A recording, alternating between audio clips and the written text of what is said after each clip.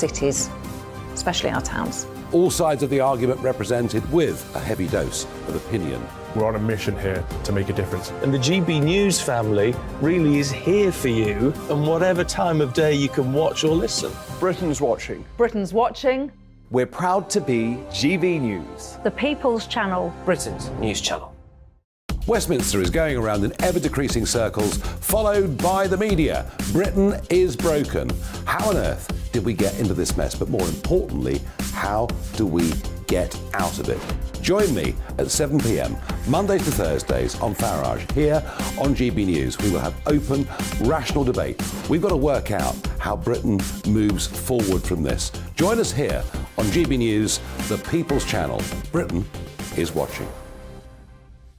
You've probably seen politicians interviewed 1,000 times, but we do it differently. We find out who they really are, we don't shout, we chat, and hopefully we bring a bit of light, not just heat. Did you know Kate Moss? Apparently. Do you have a pair of jeans or a pair of jeans? No, of course I don't. What would I do with them? My friends are like, oh my God, what's she doing now? Join me every Sunday at 6 for Gloria Meets, only on GB News, the People's Channel, Britain's news channel. I'm Jacob Rees-Mogg, the Member of Parliament for North East Somerset and a former government minister. For years, I've walked the corridors of power in both Westminster and the City of London. I campaigned in the largest democratic vote in our island's story. I know this country has so much to be proud of. We need to have the arguments, the discussions on how we make it better. The wisdom of the nation is in its people. Vox Populi, Vox Dei. That's why I'm joining the People's Channel. Join me Monday to Thursday at 8 p.m. on GB News, Britain's news channel. I'm Mark White. As GB News Home and Security Editor, I cover those key issues that are so important to you. Our authorities, our communities doing all they can to combat violent crime. With the public services under unbearable strain, why are we still failing to control our borders? Defence, the first priority of any government, has been continually hollowed out. Can we trust our politicians to protect the armed forces? Join me, Mark White, on GB News.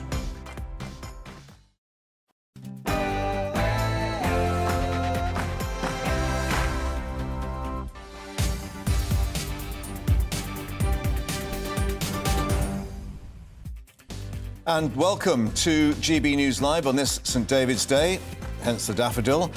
With me, Mark Longhurst. Coming up shortly, it's Prime Minister's Questions live from the House of Commons. The Prime Minister, Rishi Sunak, facing Labour leader Sir Keir Starmer for the first time since unveiling the Windsor Framework, with that apparent Brexit breakthrough in Northern Ireland. Lots of daffodils on show there too, which is very encouraging. Anyway, he's been speaking to his backbenchers on the 1922 committee last night, but the DUP still cautious, saying they'll take their time to examine the deal in detail. But the story that's ignited the political agenda in Westminster, it seems, this morning, those allegations surrounding this man, former Health Secretary Matt Hancock. The Telegraph has this front-page story based on WhatsApp messages claiming that he ignored Sir Chris Whitty's medical advice on testing everyone going into care homes in the early days of the pandemic. Well, Mr Hancock says the story's completely wrong based on a partial use of what were confidential messages. However, Labour's lodged an urgent question in the Commons that'll come up after PMQs. Well, joining us today to analyse the big political story and Prime Minister's Questions is Labour MP for Blackley and Brighton, Graham Stringer. I hope I've got the... Broughton. I've got it wrong already. There we are. Anyway, I'll be corrected by you, quite rightly. And Chris Green with Conservative MP for Bolton. We should also say on the Commons Health and Social Care Committee. Yes. So you've got a bit of an interesting insight into what's been going on.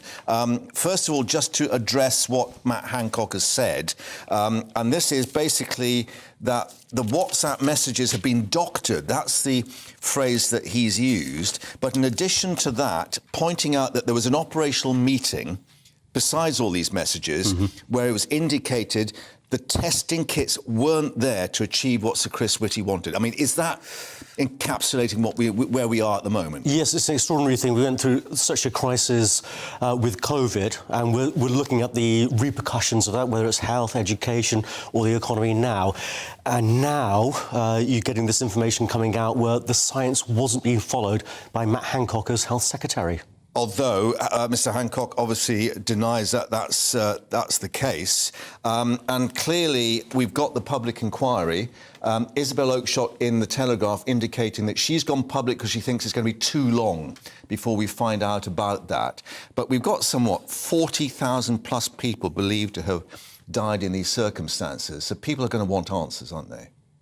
Absolutely. I agree with Isabel Oakeshott. They haven't even started the independent inquiry properly yet. It's going to be a document mainly of historical significance. Yes, the failures of the government and government ministers during the COVID epidemic has lessons for us immediately, because nobody doubts that we will have another infection that comes into this country, and we need to be as well prepared as we can by understanding what went wrong last time. Many things did. Yeah, the whole point about the public inquiry was that the evidence would be in the round, that all details would be assessed at the same time, rather than, as Matt Hancock and his supporters have indicated, a one-sided part of the story being put in the Telegraph today. Well, that is the ideal of an independent inquiry, you're right. But what use is an independent inquiry that reports in half a decade or a decade's time? Only for historians. We need the results now. And I'm glad Isabel Oakeshott and the Telegraph have released this information, because it shows a government taking arbitrary decisions on the hoof rather than coolly looking at the scientific recommendations, discussing, challenging, debating, and coming to the right conclusions. Right. It exposes a shambles. OK, I mean, we should add that I think it was October 2020, you were the only Labour MP to vote against the implementation of stricter lockdown circumstances in the northwest of England, and you were, of course, I think, leader of Manchester City Council at one time. Yeah. Does that colour your view of what's been going on? I think what colours my view is that as a member of the Science and Technology Committee, we interviewed Hancock many times. Yeah. We interviewed the top scientists, the people affected by it, and I was convinced that they were taking political decisions, not decisions that were in the interests of people of this country, protecting them from a very nasty virus, and doing the best for the country. The economy was damaged, people unnecessarily lost their lives. Right. However, the government obviously has indicated this was unprecedented. They were making up things on the hoof, as one can understand. But is it the fact that maybe Hancock made political decisions rather than medical decisions, if I can put it that way? Well, here's one of the things that's come out, and obviously we need to hear Matt Hancock's perspective on this, but in terms of he had a personal target in terms of the number of tests that are made on a daily or weekly basis, and that target wasn't actually aligned with the maximum you can do in terms of protecting people's health. So the massive questions like that comes out of these revelations. Yeah, although we understand, and as you say, we've yet to hear from him directly, part of I shouldn't say defence, because, he may say I've got nothing to defend myself from, but the indication is that in addition to these WhatsApp messages, there were clearly the operational meetings that were going on, and he was being told, we haven't got enough testing kit to enable everyone going into care homes to be tested. Yes, and that's one of the things that came out. So initially, people were moved out of hospitals into the care home setting, but when they had the tests available, just testing people going from hospitals into care homes, but not testing people coming from the community into care homes, well, that seems to be a decision Matt Hancock made. And I think he's got to explain that one, because anyone can have COVID, whatever the setting they're coming from, into the care homes where the most vulnerable people are. Yeah, I mean, Lord Bethell has been speaking to journalists this morning, indicating, in terms of Isabel Oakeshott, she's a great journalist, but maybe not the best friend. I mean, is it the case that perhaps it was wrong to go public with this? I mean, she's saying there is a public interest in this information being made available in this way. Well, I think one of the things she highlights, and I think Graham's completely right, if we have a report which concludes in about 10 years' time, what use is it for this year, next year, the following year? Learn the lessons quickly. Exactly, and I think Sweden has already concluded their inquiry. They've got an 800-page report, which is already of benefit to people in Sweden. Yeah. Now, we obviously have Prime Minister's questions as well. We should say there's going to be an urgent question after Prime Minister's questions about this issue of the care homes. Labour has actually lodged that, Liz Kendall. But let's talk about what we're likely to hear in terms of the Windsor framework framework, as it's so elegantly sort of erected at the moment. DUP still making its mind up. It looks as if maybe the Tory backbenchers are on board. Is Brexit done? It's done as much as it's going to be done, I think. I don't think those of us who campaigned to leave the European Union expected that we would leave the European Union, but we'd leave Northern Ireland still subject to EU regulations and the European Court of Justice. So in that sense, it's done as far as it's going to be, but not completely done. I think that's about as good as we can get so at the moment. As good as it gets, yeah, OK. And I think I'm right in saying that you are on the ruling executive of the 1922 committee, Chris, which met or heard from the Prime Minister last night. I mean, what was the mood music? Unfortunately, I wasn't at that. You weren't meeting. there, all right, OK. I won't put you on the spot. But the general sense from backbench colleagues is the Prime Minister's made significant progress, but there's a lot of analysis and a lot of understanding to do of what the details really mean for Northern Ireland and the United Kingdom. Yeah, and that's what certainly we've heard from Sammy Wilson in terms of the DUP, particularly the Stormont break, as it's been described. You know, is it actually a break, or is it, as Sammy Wilson indicates, just a delaying mechanism? I guess that's one of the key issues for them. The threshold for triggering the Stormont break is pretty high, right? And therefore it's a question over whether it could, in practice, ever actually be used, and therefore is it the reassurance people need? Yeah. Very difficult for Keir Starmer to go on the attack today on this, isn't it? Because clearly he's offered his votes to get it through anyway already, without knowing perhaps in detail what the framework of the deal is. That's always the danger of endorsing something in advance without having read the text. Yeah. So how is he going to, lob a few grenades over the dispatch box today?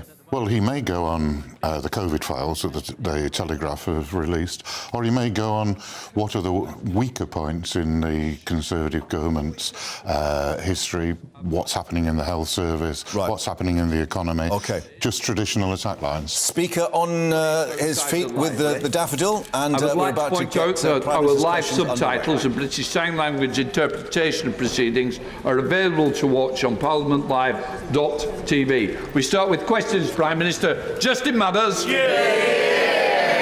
number one, please, Mr. Speaker. Mr. Speaker, may I wish everyone, but in particular my honourable friend from Montgomeryshire, a very happy St David's Day. Mr. Speaker, this morning I had meetings with ministerial colleagues and others. In addition to my duties in this House, I shall have further such meetings later today.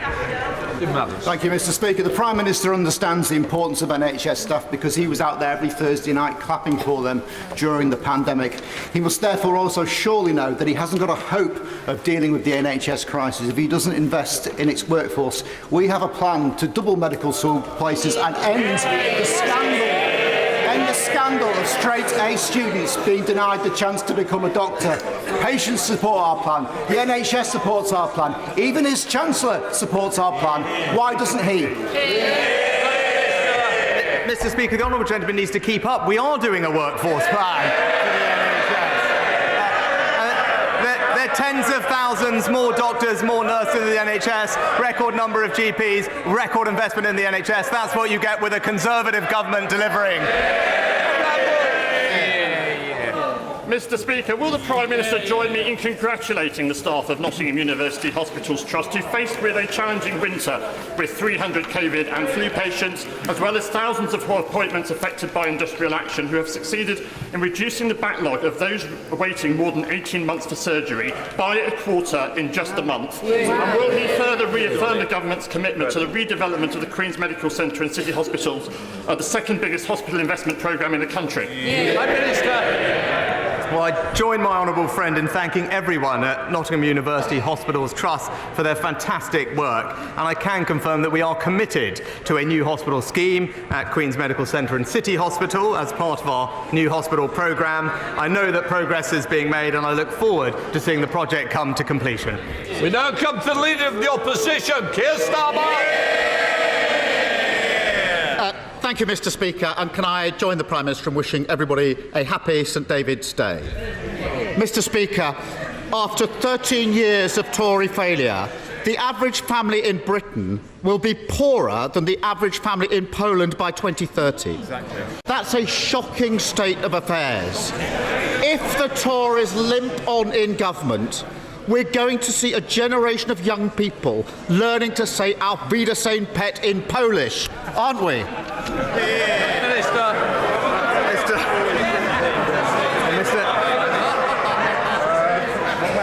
Mr. Speaker, it's clear to everyone that the biggest impact on households' living standards is the energy prices that we're suffering at the moment as a result of an illegal war in Ukraine. And I just remind the honourable gentleman what we are doing to ease people through that. Because of our energy price guarantee, right now the government is paying over half of a typical household energy bill, saving households right now £1,000. It is one of the most generous support schemes globally. Now, he knows future decisions to support cost of living are for the budget, but if he's concerned about the cost of living, what he should do is stop making inflationary, unfunded spending commitments and back our plan to halve inflation. The dictionary definition of unfunded commitments is last year's kamikaze budget. Mr. Speaker, the only country in the G7 still poorer than it was before the pandemic, and he stands there pretending it's all fine. Total denial about the damage and decline that he is presiding over. Delivering growth and tackling the cost of living crisis will mean standing up to vested interests. Energy bills are going to go up by £900 in April. He knows he's going to have to act, but who's going to pay? Hard-working families through higher taxes and more borrowing, or the oil and gas giants celebrating record profits? Well, Mr. Speaker, I know the honourable gentleman. He made a rare trip out of North London to visit Davos. Recently. Perhaps while he was there, he missed the survey of 4,000 global CEOs from 100 different countries that ranked the United Kingdom as their #1 European investment destination. Now, if he's serious about getting the economy growing, then he should stand up to the vested interests in the unions and back our minimum service levels. Mr. Speaker, here's the thing. All the CEOs of business saying there's only one party with a plan for growth, and it's this party here. And there's only one party that broke the economy, and they're sitting there. Now, on energy bills, it's not as complicated as he pretends. Oil and gas companies are making vast, unexpected profits, whilst working people face misery of higher bills. He can boast all he likes, but companies like Shell didn't pay a penny in windfall tax last year, and they're still not paying their fair share now. Why doesn't he admit his mistake, get rid of the loopholes in his botched windfall tax, and finally choose family finances over oil profits? Mr. Speaker, there's a theme here. He seems to forget, as Chancellor, I introduced a new tax on energy companies.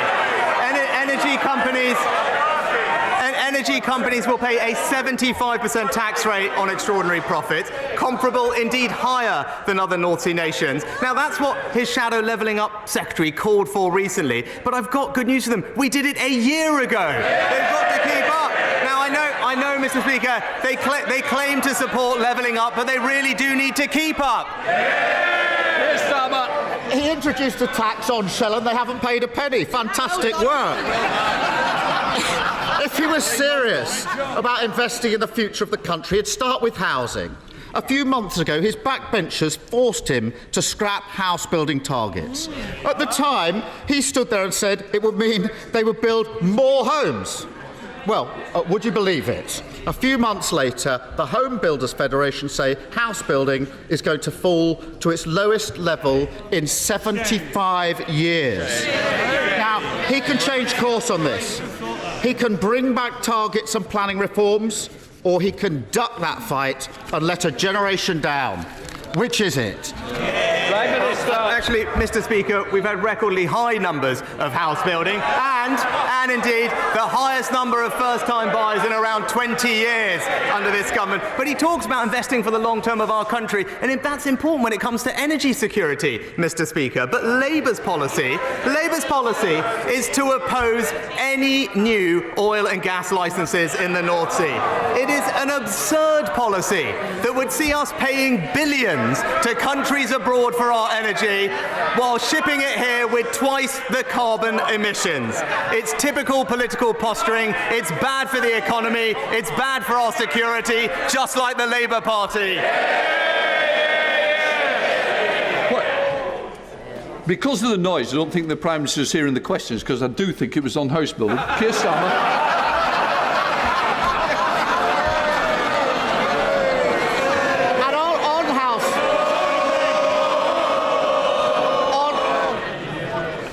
House building, Mr. Speaker. That's the lowest level for 75 years. A whole generation of people desperate to get on the housing ladder. 13 years in power, and all he's got to say to them is, it's somebody else's fault, let me deflect. No wonder they're furious with his government. And it's not just bills or housing. Families are paying over £1,000 a month just to send their child to nursery. If he scrapped his non-dom status, he could start to fund better childcare, put money back in people's pockets and get parents back to work. Seems a pretty simple choice to me. So what's he going to choose? Wealthy tax avoiders or hard-working parents? Well, Mr. Speaker, if we want to see what happens with house building under a Labour government, just look what's going on in London, Mr. Speaker. And when it comes to tax, the facts don't suit his argument. Let's just go over them. The wealthiest pay more tax, the poorest pay less tax than under any year of the last Labour government, Mr. Speaker. Now, about his plans, he's already spent the money he claims he'd raised from that policy on 5 different things, Mr. Speaker. It's the same old Labour Party, always running out of other people's money. Mr. Speaker, he's never happier than he's pretending everything's fine or blaming someone else. And didn't we just see it there? He is choosing tax avoiders over hard-working parents. Mr. Speaker, I don't want to finish this session without asking about the COVID disclosures in today's Daily Telegraph. Now, we don't know the truth of what happened yet. There are too many messages and too many unknowns. Oh, but families across the country will look at this, and the sight of politicians writing books, portraying themselves as heroes, or selectively leaking messages will be insulting and ghoulish spectacle for them. At the heart of this is every family who made enormous sacrifices for the good of the country, or who tragically lost loved ones. The country deserves better. The COVID inquiry has already cost the taxpayer £85 million and hasn't heard from a single government minister yet. So can the Prime Minister assure the House no more delays, that the inquiry will have whatever support it needs to report by the end of this year? Well, Mr. Speaker, the last couple of years were an incredibly difficult time for everyone involved in the health service, and I pay tribute to all their hard work, and I know the House will join me in that regard. And now, rather than comment on piecemeal bits of information, I'm sure the honourable gentleman will agree with me the right way for these things to be looked at is the COVID inquiry. That's why we've established the COVID inquiry. And he will know, as he has mentioned it 1 or 2 times before, that he was a lawyer in a previous life, that there is a proper process to these things. It is an independent inquiry. It has the resources it needs. It has the powers it needs. And what we should all do in this House is let them get on and do their job. I warmly welcome the Prime Minister's work to resolve the Rubik's Cube of the Northern Ireland Protocol. This opens the prospect for resuming more positive relations with our nearest neighbours. Last week, Imperial College generously hosted an event to celebrate 25 years of the Environmental Audit Committee's scrutiny work. Academics from Imperial and the other world-class universities that support our work have been clamouring to re-engage with their research partners through Horizon and other programmes. Can my right honourable friend assure the House that he has commenced negotiations to resume an association for the UK with Horizon Europe. Prime Minister. Well, I thank my right honourable friend for his support for the Windsor framework. He's right about the benefits that it can bring, and also join him in paying tribute to our incredible research community who do a fantastic job. I can assure my right honourable friend that we will continue to work with the EU in a range of areas, not just research collaboration, but also strengthening our sanctions against Russia, energy security, and crucially, illegal migration. I look forward to those discussions and hope we can conclude them productively on a range of different areas. We now come to SNP leader Stephen Flynn. Mr. Speaker, yesterday the Prime Minister said that EU single market access was special, exciting and attractive. If that's the case, why is he denying it to the rest of us? Prime Minister. Well, Mr. Speaker, it's disappointing that the honourable gentleman is seeking to play politics with the situation in Northern Ireland. Northern Ireland, as he well knows, has a unique place in the United Kingdom, and what we are trying to do is restore the balance inherent in the Belfast Good Friday Agreement, and he would do well to acknowledge that. Stephen Flynn. Mr. Speaker, let's be clear. What the Prime Minister said yesterday was that EU single market access will be a good thing for business. Now, of course, that's in contrast to the leader of the Labour Party, who said in December the EU single market access would not boost economic growth. Does it hurt the Prime Minister to know that the Labour Party believe in Brexit more than he does? Mr. Speaker, with regard to Northern Ireland, the important thing to note is to avoid a land border on the island of Ireland between North and South. That is what is crucial to achieve in getting the right framework for the arrangements in Northern Ireland, and the businesses there that trade across that border on a daily basis with complex supply chains need and value that access. That is something that the Windsor framework has sought to achieve, and I believe delivers it. It's not about the macro issue of membership of the European Union. It's about getting the right mechanisms in place to support businesses and communities in Northern Ireland. And I would say to the honourable gentleman, he knows better than that. He knows that this is about Northern Ireland, and I hope that he can support what we've agreed. Virginia Crosby. Thank you, Mr. Speaker. I'm sure the Prime Minister, like me, was excited to see the first new nuclear reactor for a UK power station in more than 3 decades arrive at Hinkley-C this week. Will the Prime Minister make it his personal mission to deliver vital new nuclear power at Wilver in my constituency of Ynysmore, one of the best nuclear sites in the UK? Well, when it comes to our energy policy, the important thing is to focus on our long-term energy security. That means more renewables, more offshore wind, hydrogen, CCS, and indeed more nuclear. Wilfer remains one of the best nuclear sites in the UK, and the strong support from the local community and indeed my honourable friend makes an attractive site for the UK's nuclear revival, and I know great nuclear, British nuclear, when that body is up and running, will be taking a very close look at it. Well, I have to say, Mr. Speaker, it's great to hear the conversion that the Prime Minister has had on the benefits of the single market. Given Northern Ireland's access to the dual market, both markets, and the benefits that brings, will his government commit to investing in infrastructure and higher education provision to maximise that benefit? Prime Minister.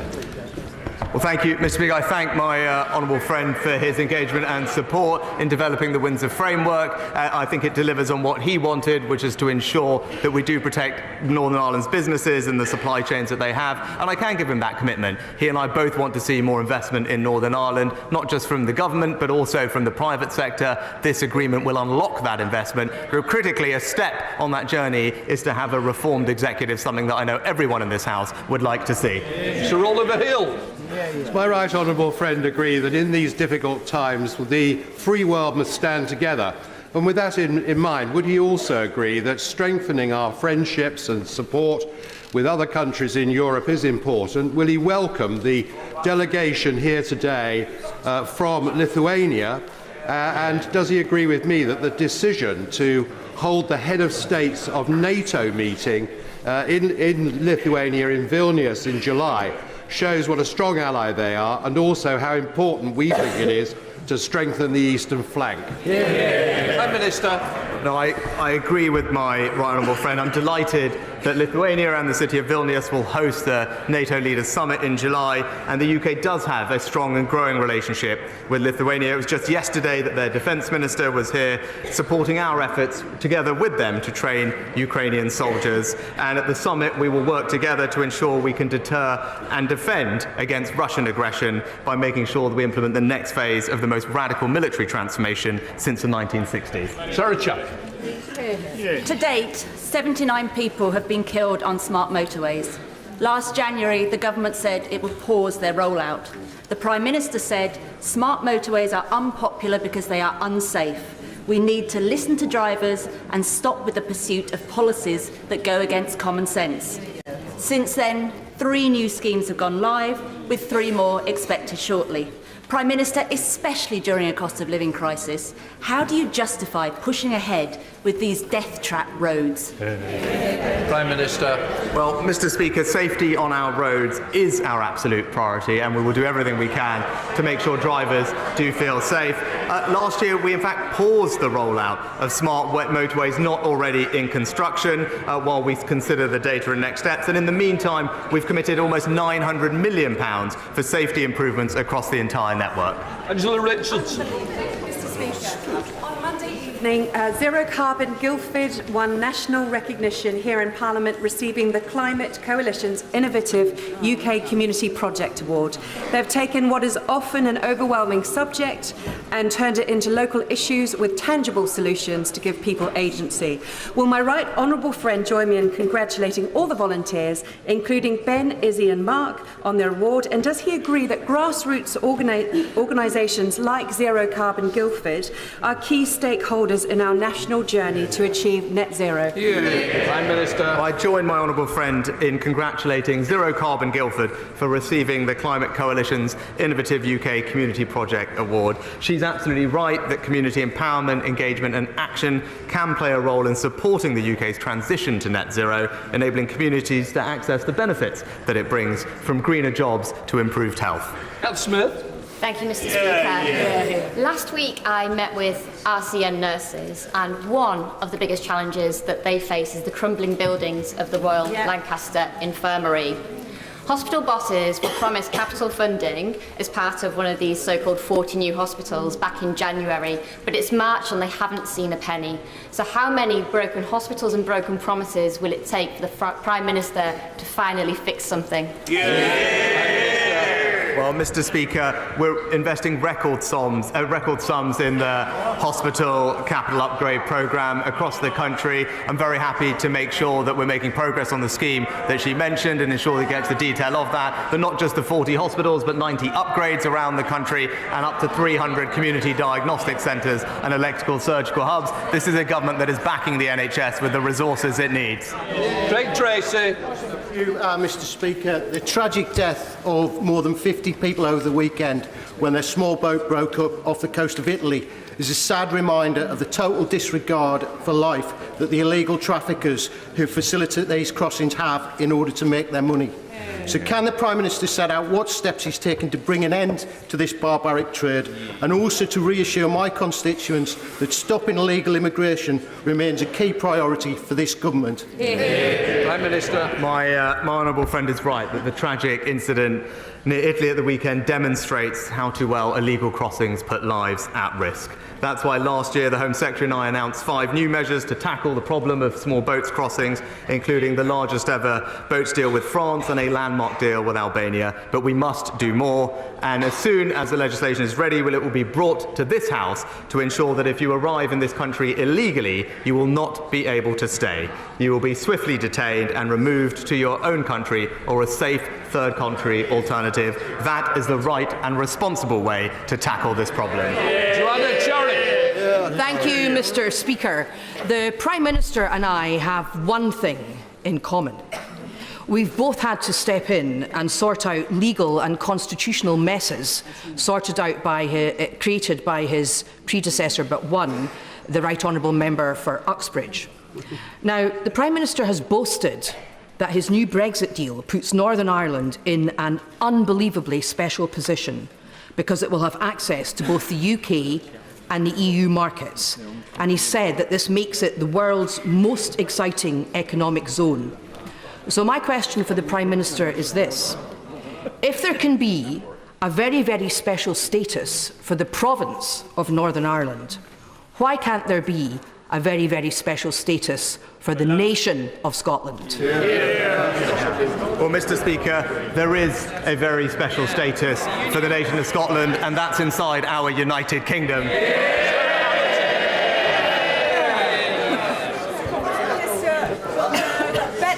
Cadwallader University Health Board was yet again put in special measures. The chairman and the whole board resigned en masse as they no longer have faith in the Welsh Labour government.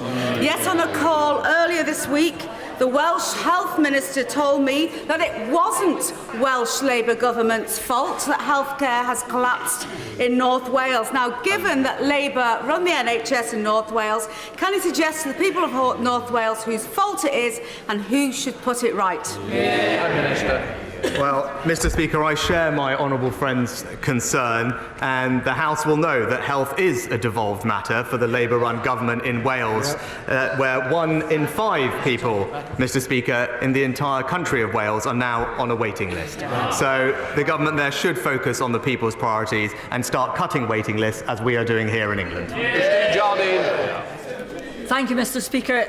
A recent survey I did in Edinburgh West showed that a heartbreaking 80% of those who responded said the high cost of energy meant they would have to ration it. Now, I do not represent a deprived area of the country.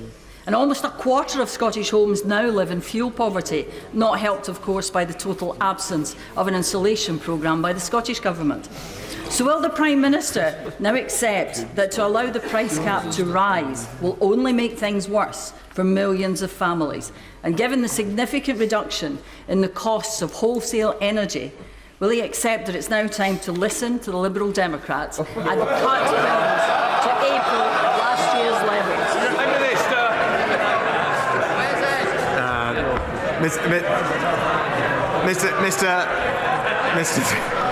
Mr. Speaker, it's the Liberal Democrat shadow energy secretary who said that there was no role for nuclear power in our future energy industry is not something that we need to listen to. But with regard to supporting people with energy bills, as I said earlier, because of the energy price guarantee, we're paying typically around half of a family's energy bill at the moment. That's worth £1,000 at the moment. But the support doesn't end there, Mr. Speaker. Over this next year, there will be around £1,000 of direct support to the most vulnerable families across the nation with their energy bills. And with regard to energy efficiency, I agree with her, it is important, which is why this government has allocated over £6 billion over this Parliament, and the new schemes that we've just put in place will help hundreds of thousands of households across the country, saving them around £300 on their bills through improvements to their energy efficiency. And you're right, it should be available everywhere, including in Scotland. Alberta Costa.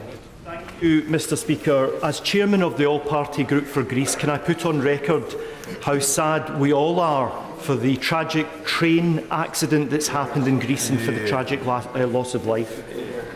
Mr. Speaker, double child rapist and killer Colin Pitchfork is once again up for parole next month. Now, I know the Prime Minister doesn't have any decision-making process in terms of the Independent Parole Board, but can he organise an urgent meeting with the Secretary of State for Justice so I can refer my constituents' views about this dangerous man and he can take that into account in his submissions to the Independent Parole Board?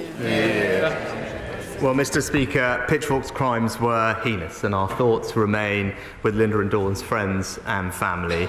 My honourable friend knows that it is for the Parole Board to determine these decisions, but my honourable friend, the Deputy Prime Minister, will be submitting his views on the Pitchfork case to the Parole Board before the oral hearing. Is happy to meet with the honourable gentleman again, and we have also recently published a root and branch review of the Parole Board system, which outlined our plans to introduce greater ministerial oversight, and I look forward to having the contributions and thoughts on that from my honourable friend. Ruth Cabret. Thank you, Mr. Speaker.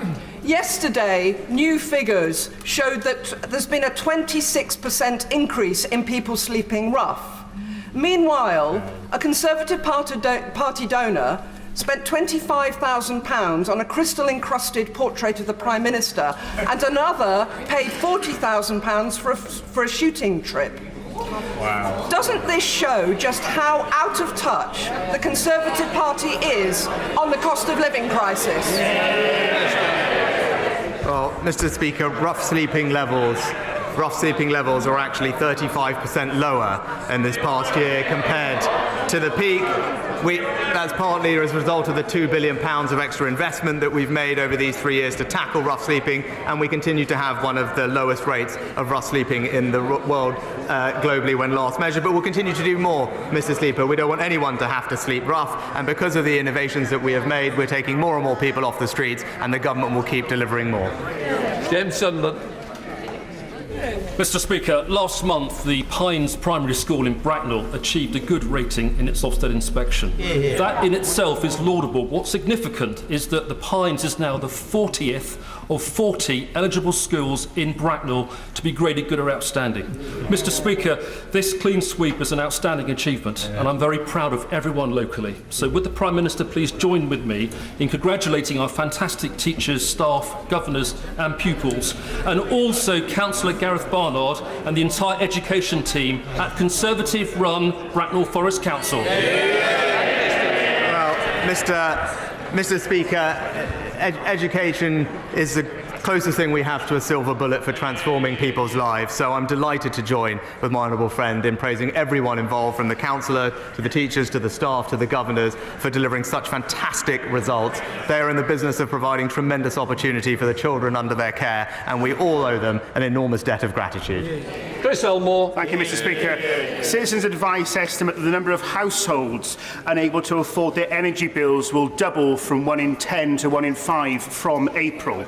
Labour, Mr. Speaker, has a plan to help struggling families right across the country now. Why can't the Prime Minister see the need to take action on energy bills now, avoid the cliff edge, and they can shout all they like, Mr. Speaker, and stop plunging more people into poverty from April? Mr. Speaker, we are helping people now. We are helping people with the energy price guarantee that is ensuring that there is a £1,000 saving on their energy bills right now. And, Mr. Speaker, we're providing further support over the coming year for the most vulnerable, with direct cost of living support worth up to £1,000, but also a record increase in pensions, record increase in benefits, and a record increase in the national living wage, because that's what a Conservative government does.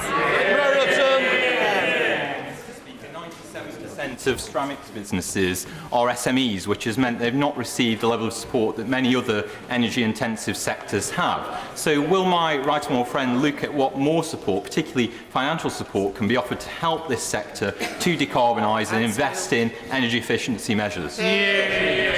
Prime Minister. Well, I know my honourable friend is a powerful advocate for his ceramics industry, and rightly so. It's been a pleasure to meet with him and his businesses in the past. He'll know that our energy bill discount scheme does support businesses with their energy bills through to March of next year, and there are a range of other funds we have to support energy-intensive industries, the scheme that he mentioned, but also the Industrial Energy Transformation Fund, which provides capital grants to businesses like his to help them decarbonise, and I look forward to discussing this with him and his businesses in the near future. Patrick Ready. Thank you, Mr. Speaker. It's been announced that on the 7th of May, a coronation choir will perform at Windsor Castle, comprised of some of the UK's keenest community choirs and amateur singers, such as refugee choirs, NHS choirs, LGBTQ+ singing groups, and deaf signing choirs. If it turns out that any of the refugees taking part in that choir have arrived here on small boats or from a safe third country, should they be deported to Rwanda before or after they sing for the King?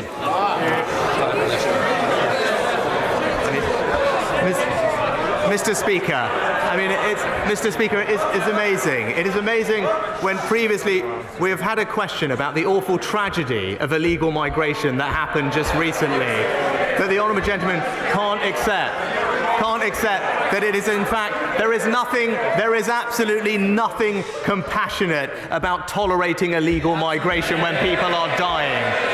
That's why this government will bring forward legislation to improve the system here, and it is absolutely right that if people come here illegally, they should be sent to a safe alternative, because that is the only way we will break the cycle of these criminal gangs and stop people dying needlessly. Thank you, Mr. Speaker. A school in my constituency was complaining that they cannot afford to turn the heating on. Yet this school and others are spending money on PSHE materials by organisations such as Stonewall and Jigsaw that are educating our boys and girls that they may not have been born in the right body or have an inner gender identity.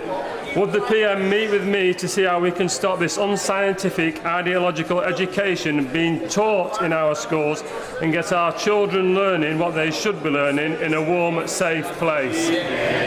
Oh, Mr. Speaker, we have boosted school funding by around £2 billion in each of the next 2 years, which will help schools manage their energy costs. But we do expect schools to take responsible and sensible decisions on their RHSE materials and making sure that those materials are age appropriate, suitable, politically impartial and value for money. I look forward to discussing this with him in the future, and I will ensure that he gets a meeting with the relevant minister. Final question, Rosie Duffield.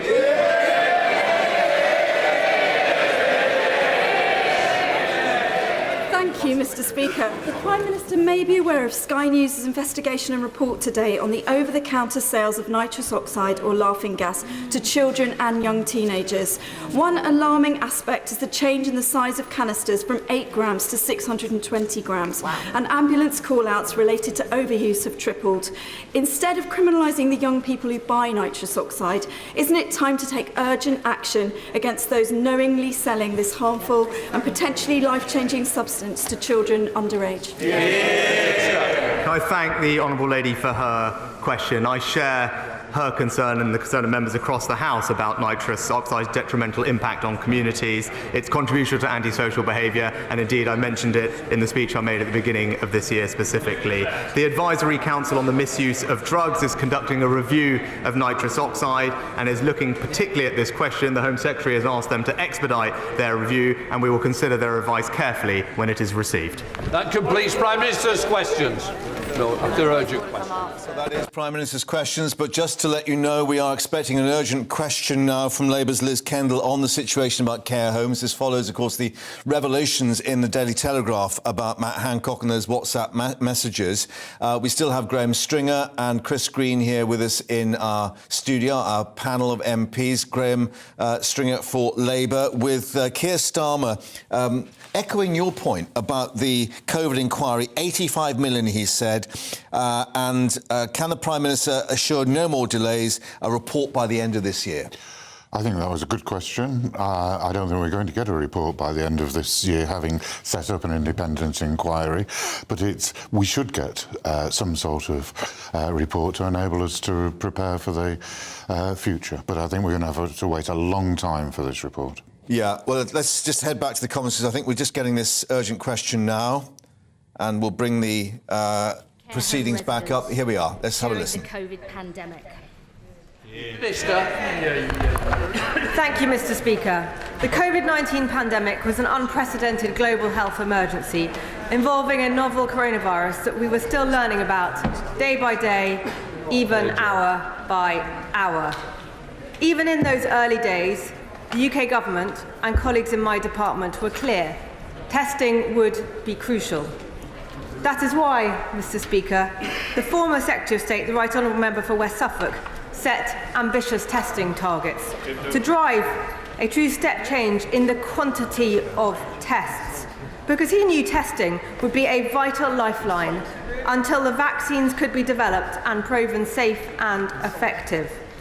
The importance of testing was never in doubt, and there was full agreement on that in every part of government, from the Chief Medical Officer to the Health Secretary to the Prime Minister.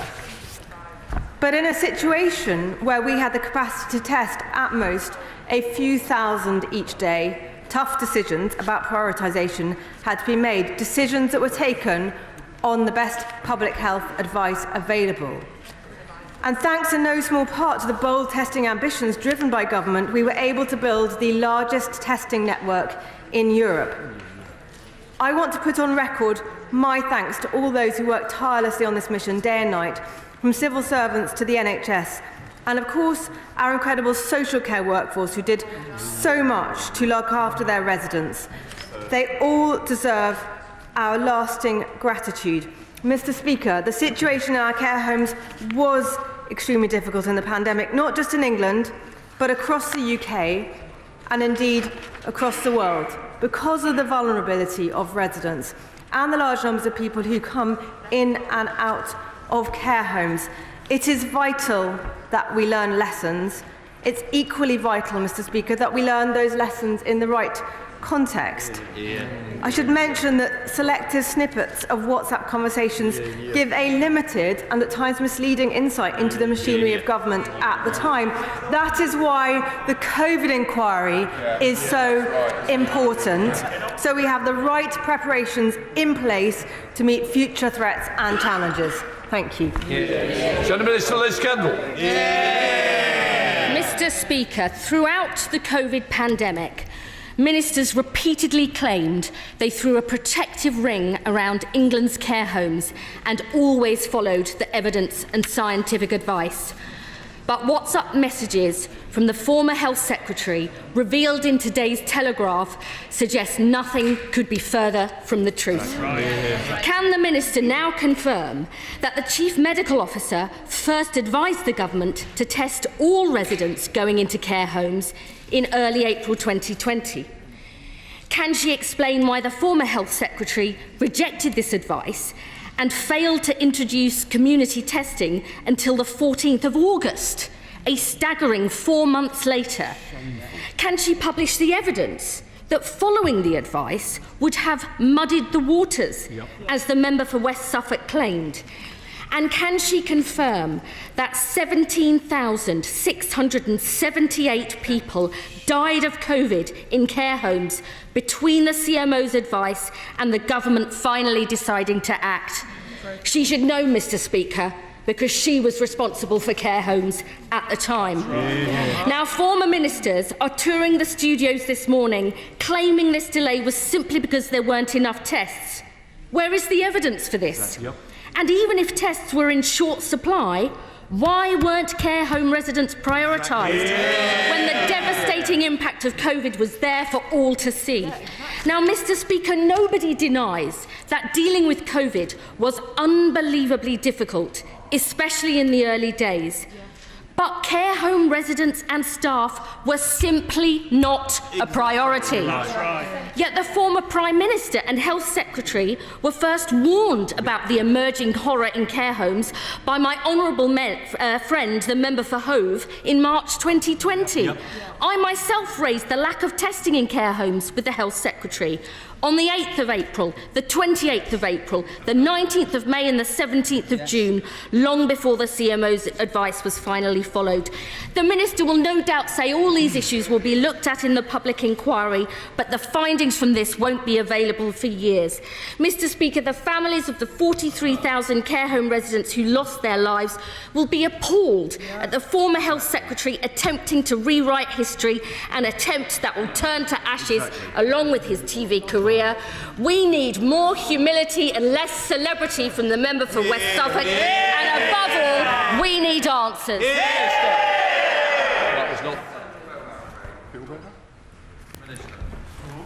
Thank you, Mr. Speaker.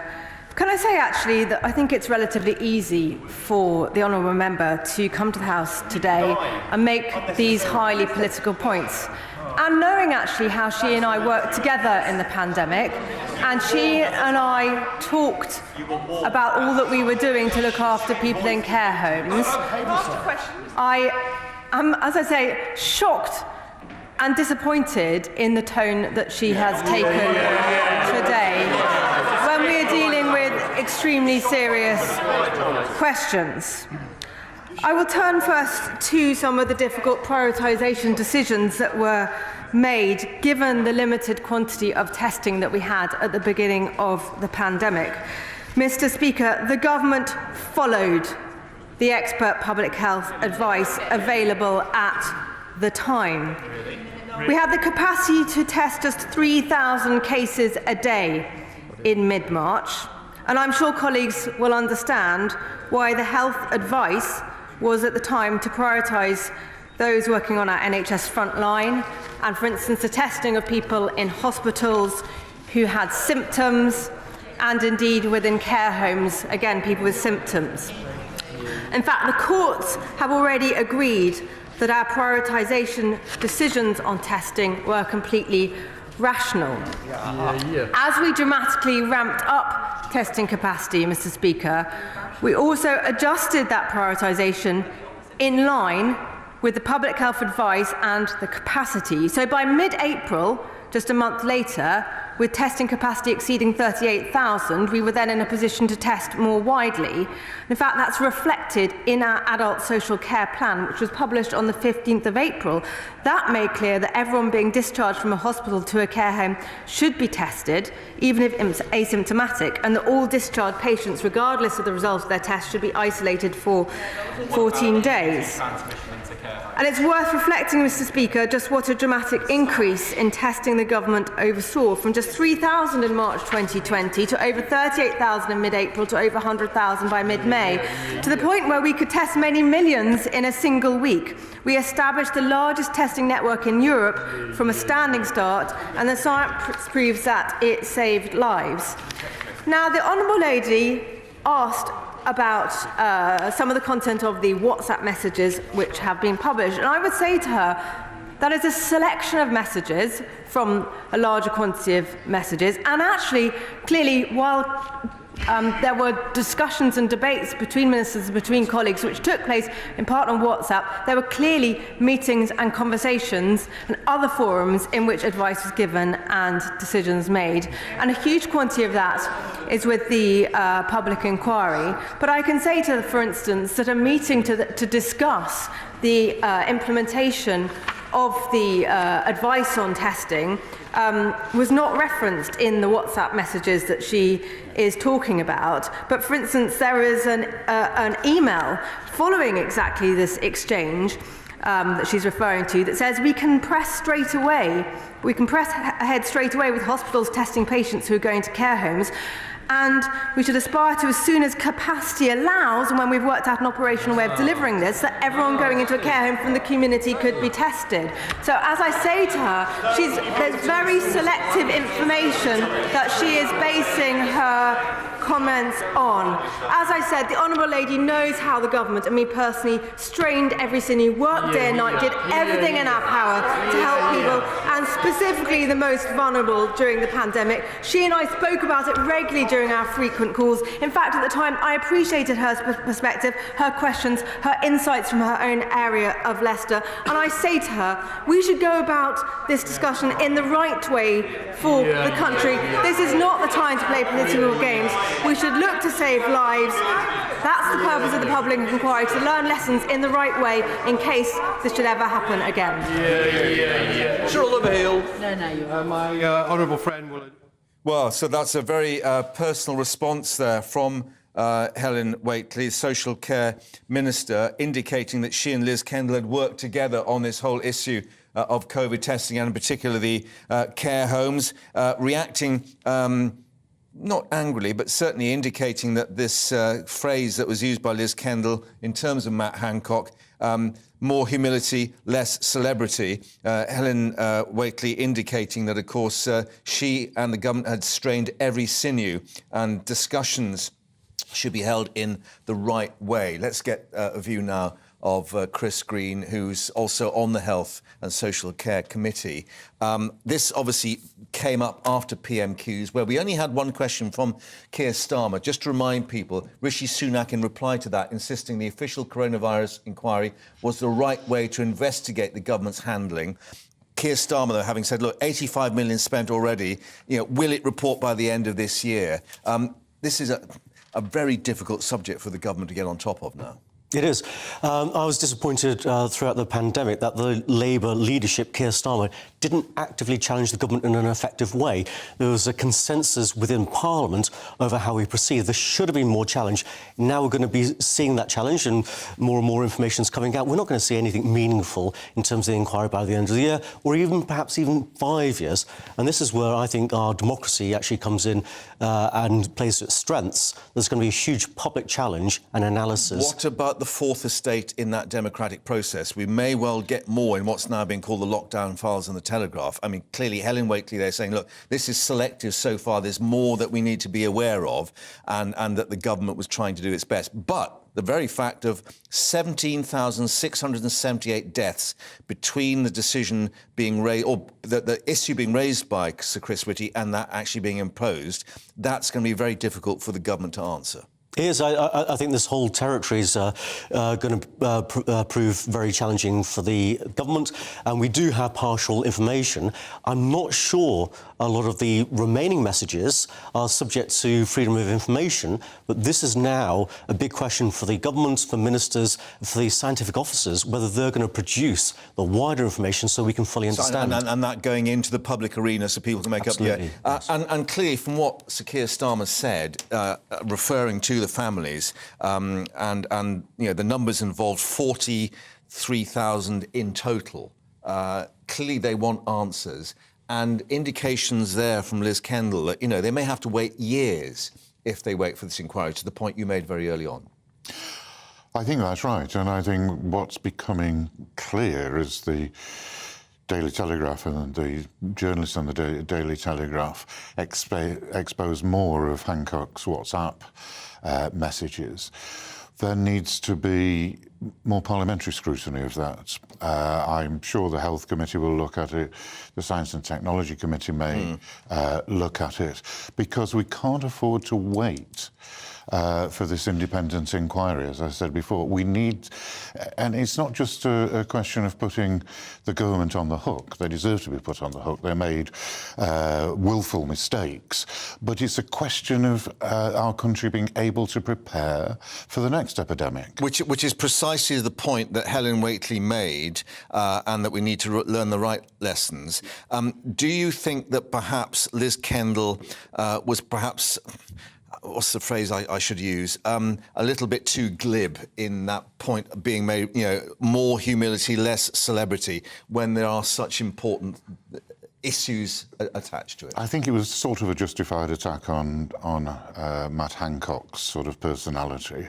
It's better if personality is kept out of it. Yeah, because I mean, clearly Helen Waitley was stung by it, indicating Yes. the two of them had worked together on this. It's very difficult because Matt Hancock has put himself centre stage on this, and he's looked as though he was enjoying the whole process. And has written the book, the diaries, yes, as a result. and a self-justifying book. The real point is what happened to government during this period. They were obviously swapping millions of WhatsApps. They weren't challenging the scientific advice with other scientists or themselves. The Parliament had been shut down, so we weren't able to challenge it. The Cabinet... So the political process was in lockdown, effectively. The political process was suspended, which may have made it better. It may have got to the bottom of some of these questions.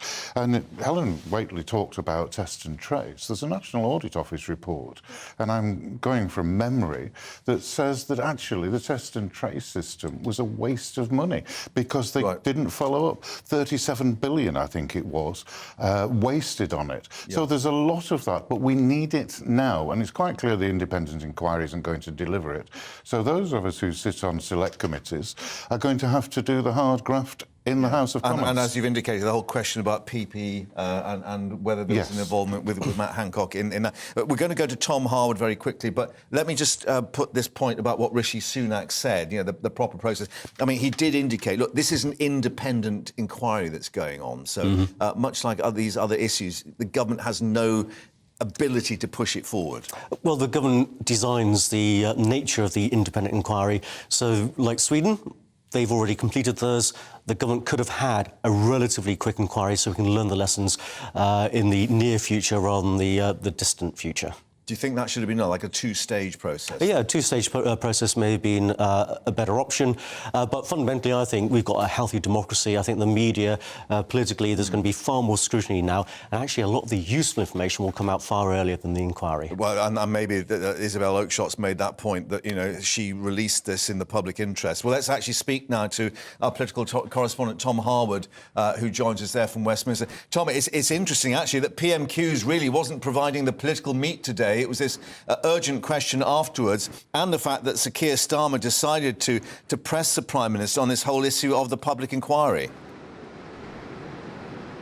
Yes, it's interesting. Keir Starmer used his first questions to talk about the economic growth of the country, the fact that some forecasts now show Poland to overtake the wealth of the United Kingdom on a per-person basis in a decade or so's time, and of course talking about house building as well. But crucially, Keir Starmer left the best perhaps for last. His final question was on this COVID inquiry, when it might report. It has already, of course, started collecting its data. Matt Hancock, of course, and people around him have been saying how they've provided all of these texts that have been discussed on the front page of the Daily Telegraph to the COVID inquiry. Yet this is, as it stands, an open and unended inquiry. We don't know when it will report, and clearly Keir Starmer putting on the pressure there in his final question to make some sense of it, to know when this might report, when we might start seeing the details and the facts as they have been found to be. But yes, I think it was interesting listening to Liz Kendall and her speech there. Very political, very pointed. You could see Helen Whately taken slightly aback there, but I do think there was this bombshell moment that Helen Whately responded with a message, a leaked email of her own, somewhat pushing back against the impression given in those WhatsApps. Perhaps this is the start of many more messages from many different forms of communication. Perhaps these will all start bubbling up in the coming days and maybe weeks. Tom, thank you for that. Last thoughts to our panel of MPs here, Graham Stringer and Chris Green still with us. Graham, in terms then just of the whole issue of the Windsor framework, doesn't seem as if Parliament really is going to push the Prime Minister on this. They've accepted, as you said, this is the best it's going to be. I think so. The Labour Party have said they will support it. Keir Starmer's been very clear. I think a majority of Conservative MPs will support it. I suspect that the DUP will come around to supporting it. Interesting because point. there's no alternative. Yeah, because obviously the Prime Minister's indicated that perhaps he will push ahead even without the DUP's agreement. I mean, is that possible?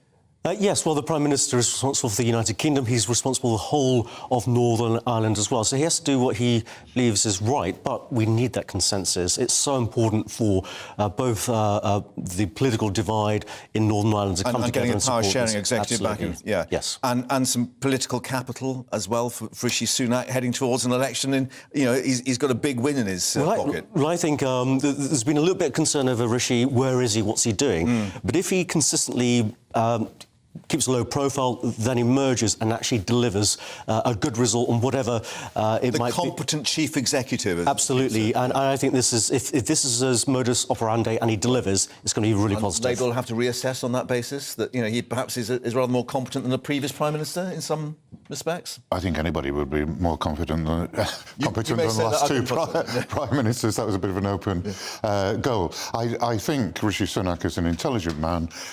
He's got a sensible administration, but it won't get over the fundamental problems of the economy tanking and the health service not working, which is what the election will be fought on. Graham, Chris, thank you very much for being with us. More reaction coming up here on GB News Live to what we've been hearing in Westminster. Stay with us.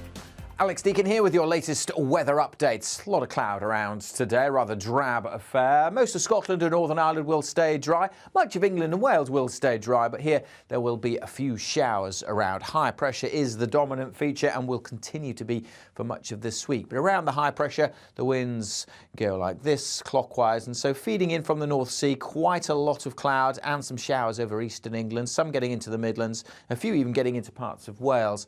Not too many in southern England.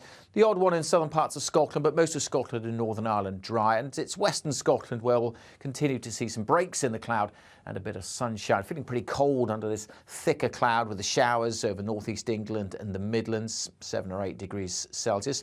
9 or 10 is possible, particularly if you do see any brightness in the south. Generally, though, a pretty chilly feeling day leading into a cloudy night. We'll see more showers this evening over Wales in particular and southwest England. Nothing too heavy, and they should tend to clear away. And then some breaks in the cloud over the Midlands and southern England will allow some pockets of frost here, hint of blue on the chart, although most towns and cities will stay above. Western Scotland also getting a frost with some clearer skies here. Thursday's weather pattern's pretty similar, so again, high pressure in control, but a few more showers likely tomorrow over parts of Scotland, maybe Northern Ireland too. Most of England and Wales should be dry on Thursday, and a brighter day for Wales and southern England. A bit more sunshine. Again, northwest Scotland may well do all right for sunshine too. And with a bit of sun, 10, 11 degrees. It'll feel a bit warmer where it stays drab in the east, even though it's drier. We're still only looking at highs of 7 or 8 Celsius. During Thursday evening, not a great deal of change, although I think we'll see the showers disappearing, so it looks largely dry as we head through Friday and into the weekend. Again, predominantly cloudy weather for Friday and the weekends, but not too many showers around. One thing though, it is set to turn colder through the weekend and into next week.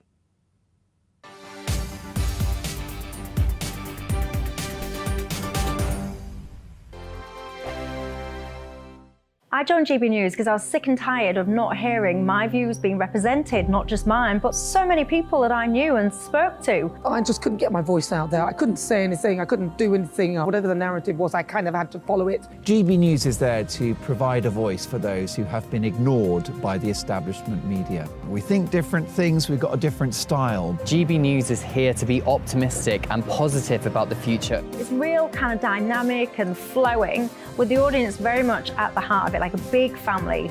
Here at GB News, we talk about the things that matter to you. Hearing the voices from right across our towns and cities, especially our towns. All sides of the argument represented with a heavy dose of opinion. We're on a mission here to make a difference. And the GB News family really is here for you, and whatever time of day you can watch or listen. Britain's watching. Britain's watching. We're proud to be GB News. The People's Channel. Britain's news channel. Westminster is going around in ever-decreasing circles, followed by the media. Britain is broken. How on earth did we get into this mess? But more importantly, how do we get out of it? Join me at 7 p.m, Mondays to Thursdays on Farage, here on GB News. We will have open, rational debate. We've got to work out how Britain moves forward from this. Join us here on GB News, the People's Channel. Britain is watching. You've probably seen politicians interviewed 1,000 times, but we do it differently. We find out who they really are, we don't shout, we chat, and hopefully we bring a bit of light, not just heat. Did you know Kate Moss? Apparently. Do you have a pair of jeans or a pair of jeans? No, of course I don't. What would I do with them? My friends are like, oh my God, what's she doing now? Join me every Sunday at 6 for Gloria Meets, only on GB News, the People's Channel, Britain's news channel. I'm Jacob Rees-Mogg, the Member of Parliament for North East Somerset and a former government minister. For years I've walked the corridors of power in both Westminster and the City of London. I campaigned in the largest democratic vote in our island story. I know this country has so much to be proud of. We need to have the arguments, the discussions on how we make it better. The wisdom of the nation is in its people. Vox Populi, Vox Dei. That's why I'm joining the People's Channel. Join me Monday to Thursday at 8 p.m. on GB News, Britain's news channel. I'm Mark White. As GB News Home and Security Editor, I cover those key issues that are so important to you. Our authorities, our communities doing all they can to combat violent crime. With the public services under unbearable strain, why are we still failing to control our borders? Defence, the first priority of any government, has been continually hollowed out. Can we trust our politicians to protect the armed forces? Join me, Mark White, on GB News.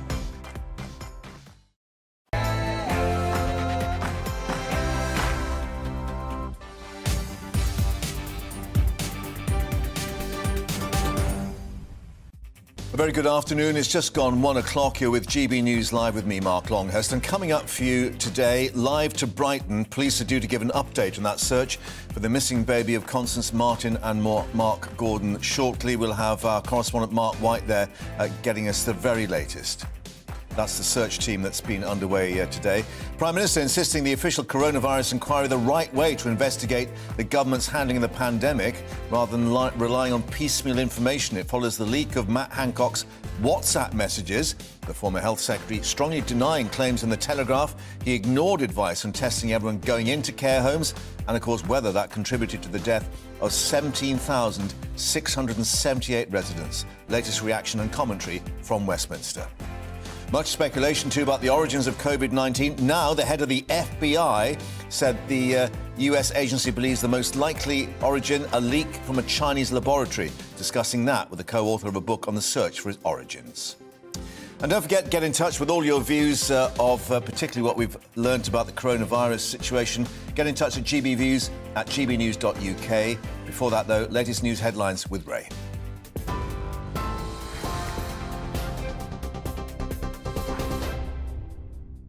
Thanks, Mark. Good afternoon. 2 minutes past 1. I'm Ray Addison in the GB Newsroom. Rishi Sunak says we must wait for the results of the official inquiry before judging the government's handling of the COVID pandemic. It comes after the Telegraph claimed that former Health Secretary Matt Hancock rejected advice from the Chief Medical Officer to test all residents before allowing them to enter a care home. The spokesperson for Mr Hancock says thousands of his WhatsApp messages have been stolen and doctored to create a false story. Speaking at Prime Minister's questions, Labour leader Sir Keir Starmer said some politicians have falsely portrayed themselves as heroes.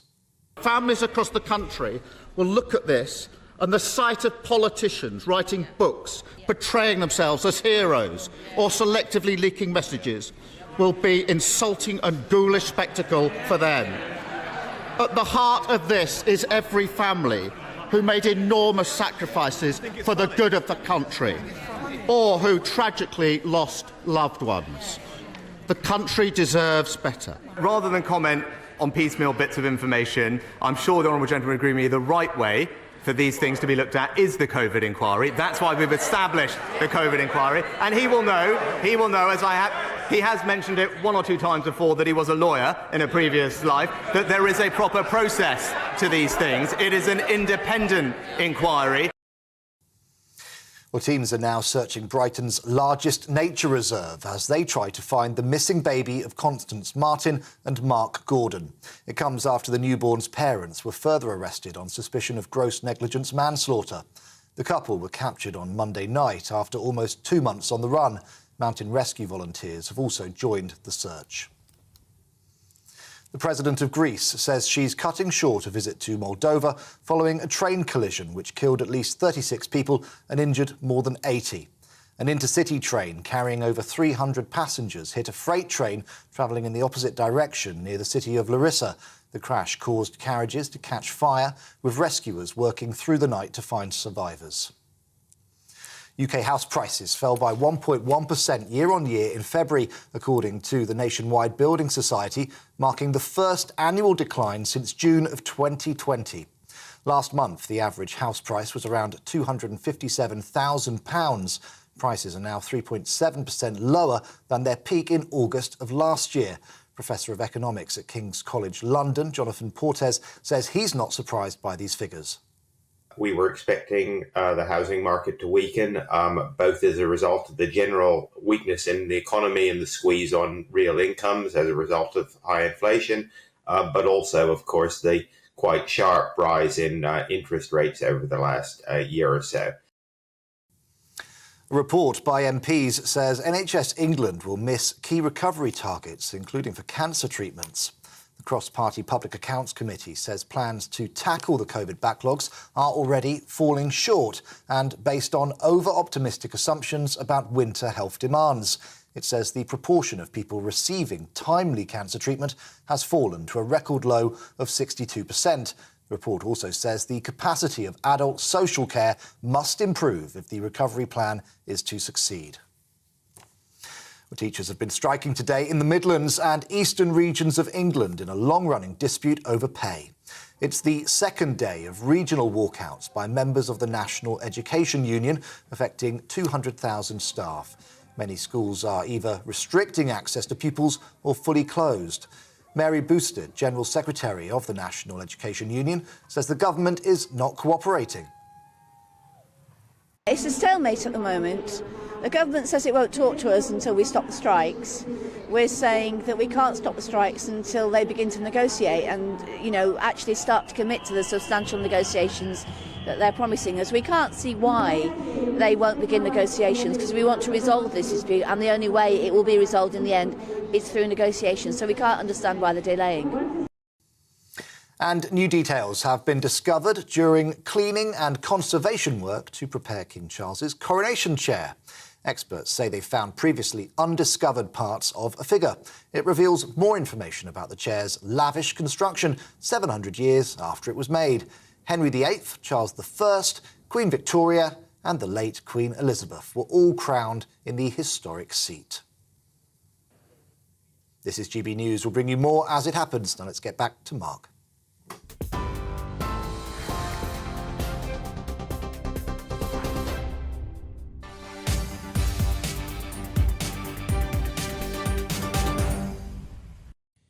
Ray, thank you very much indeed. So we've had Prime Minister's questions and indeed an urgent question after that session on this whole issue of care homes and coronavirus. Well, the Prime Minister insisted that the official coronavirus inquiry, the right way to investigate the government's handling of the pandemic, rather than relying on what he said were piecemeal bits of information. Well, this follows the leak of Matt Hancock's WhatsApp messages in the Daily Telegraph today.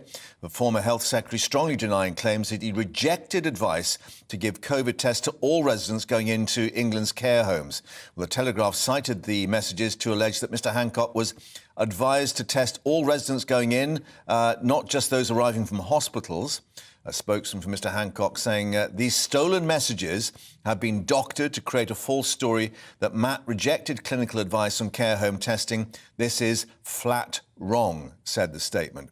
But then following PMQs, Labour pushing the health ministers on Mr Hancock's actions, the social care minister for the government responding by defending the government's testing record. Well, joining us now is political commentator Benedict Spence. And Benedict, we reflect that the response from Helen Whately was she was quite taken aback by Liz Kendall, and particularly this quote about Matt Hancock: "We need more humility, not or less celebrity, rather." And Helen Whately indicating that both she and Liz Kendall have been working together on this whole issue. I think this is something that does need to be taken away from all of this. We need to remember is that Mr Hancock is no longer a Minister of the Crown, and he has no intention to be anymore. Everything that he does and what he wants going from this point forward is about creating this media image of him, and he is more than happy to be sort of pictured as a sort of almost a villain. I think he's more than happy with that. So we do need to remember that, as important as it is to hold ministers from the period to account, he is somebody who, if it is decided that we're going to go after him as sort of the fall guy for all of this, it's not necessarily going to lead to sort of lessons being learned. He makes it for a very easy figure to push under the bus, given that he has voluntarily laid down in a bus lane already by giving up any sort of political aspirations. So I wouldn't be at all surprised if there was a lot of cross-party collaboration with the COVID inquiry ongoing to try to come up with some sort of narrative that doesn't necessarily damage the futures of MPs who are still aspiring to high office, whereas you can pin all the blame on somebody like Mr Hancock, as much as he may very well be culpable, or because like Boris Johnson. And as Sir Keir Starmer indicated at PMQs, the answers that the families need from this, with the COVID inquiry still hearing the evidence. And we heard, of course, in Liz Kendall's question, 17,678 residents of those care homes died between the time when Sir Chris Whitty said the testing should take place and when it actually went into action on a mandatory basis. Yeah, I think, again, I hold no candle for the government. I'm not interested in sort of whitewashing anything that they may have got right or wrong, but I do think that we need to recognise that this sort of thing was probably always going to happen when you have the competing interests of people's safety and also the nature of Westminster politics, is that you're always going to get people weighing up column A and column B and having to come to a decision where inevitably some people were going to lose out, especially seeing as actually the COVID pandemic was an unprecedented set of circumstances in modern times for a government like this. It is, of course, vitally important that we get the truth. And I think that what is useful about these revelations is it continues to shine a light rather than lead us all to memory hole what happened. I think a lot of people would quite like to forget the actions of the government and the way that things were prosecuted back then. That I think that there is some benefit there. But again, I do think we need to remember this government was flying very much on the hoof. It ignored a lot of its own advice. It ignored a lot of expert advice as and when it fitted its own narrative. Yes. Yes. Do you believe, however, given obviously what Sir Keir Starmer said in this past hour, 85 million spent on the inquiry and putting it to the Prime Minister, can we have a report by the end of this year? I mean, the difficulty, of course, it is an independent inquiry. The government can't push that, but clearly it may well now be a realisation that they've got to get answers for everyone and find out what actually went on behind the scenes. I suspect that Sir Keir Starmer is very keen for any inquiry to land very firmly during the premiership of Rishi Sunak, because he doesn't want it dragging on into his own premiership. And, as things stand, the Labour Party is likely to win the next general election, and that would probably come some point in the next 2 years. We know that. Yeah. He doesn't want, I think, necessarily to have to deal with that grenade, because what it will probably show is that not enough scrutiny was played by the opposition, by the Labour Party. It's very easy to blame the government when you are faced with a catastrophe that you have not planned for and you are not qualified to do. But if the opposition, whose job it is to provide scrutiny, just wave everything through, well, then I think fingers will be pointed there as well. So I suspect actually Sir Keir Starmer, some of it will be motivated by wanting the best for the families, for the victims, for the system. But also, I don't think it's something that he wants to have to inherit. And hence, perhaps, Helen Whately's response at that urgent question afterwards, saying that she was shocked and disappointed with the tone taken by Liz Kendall, in that both had been working on a cross-party basis to try and find the way through the whole COVID experience.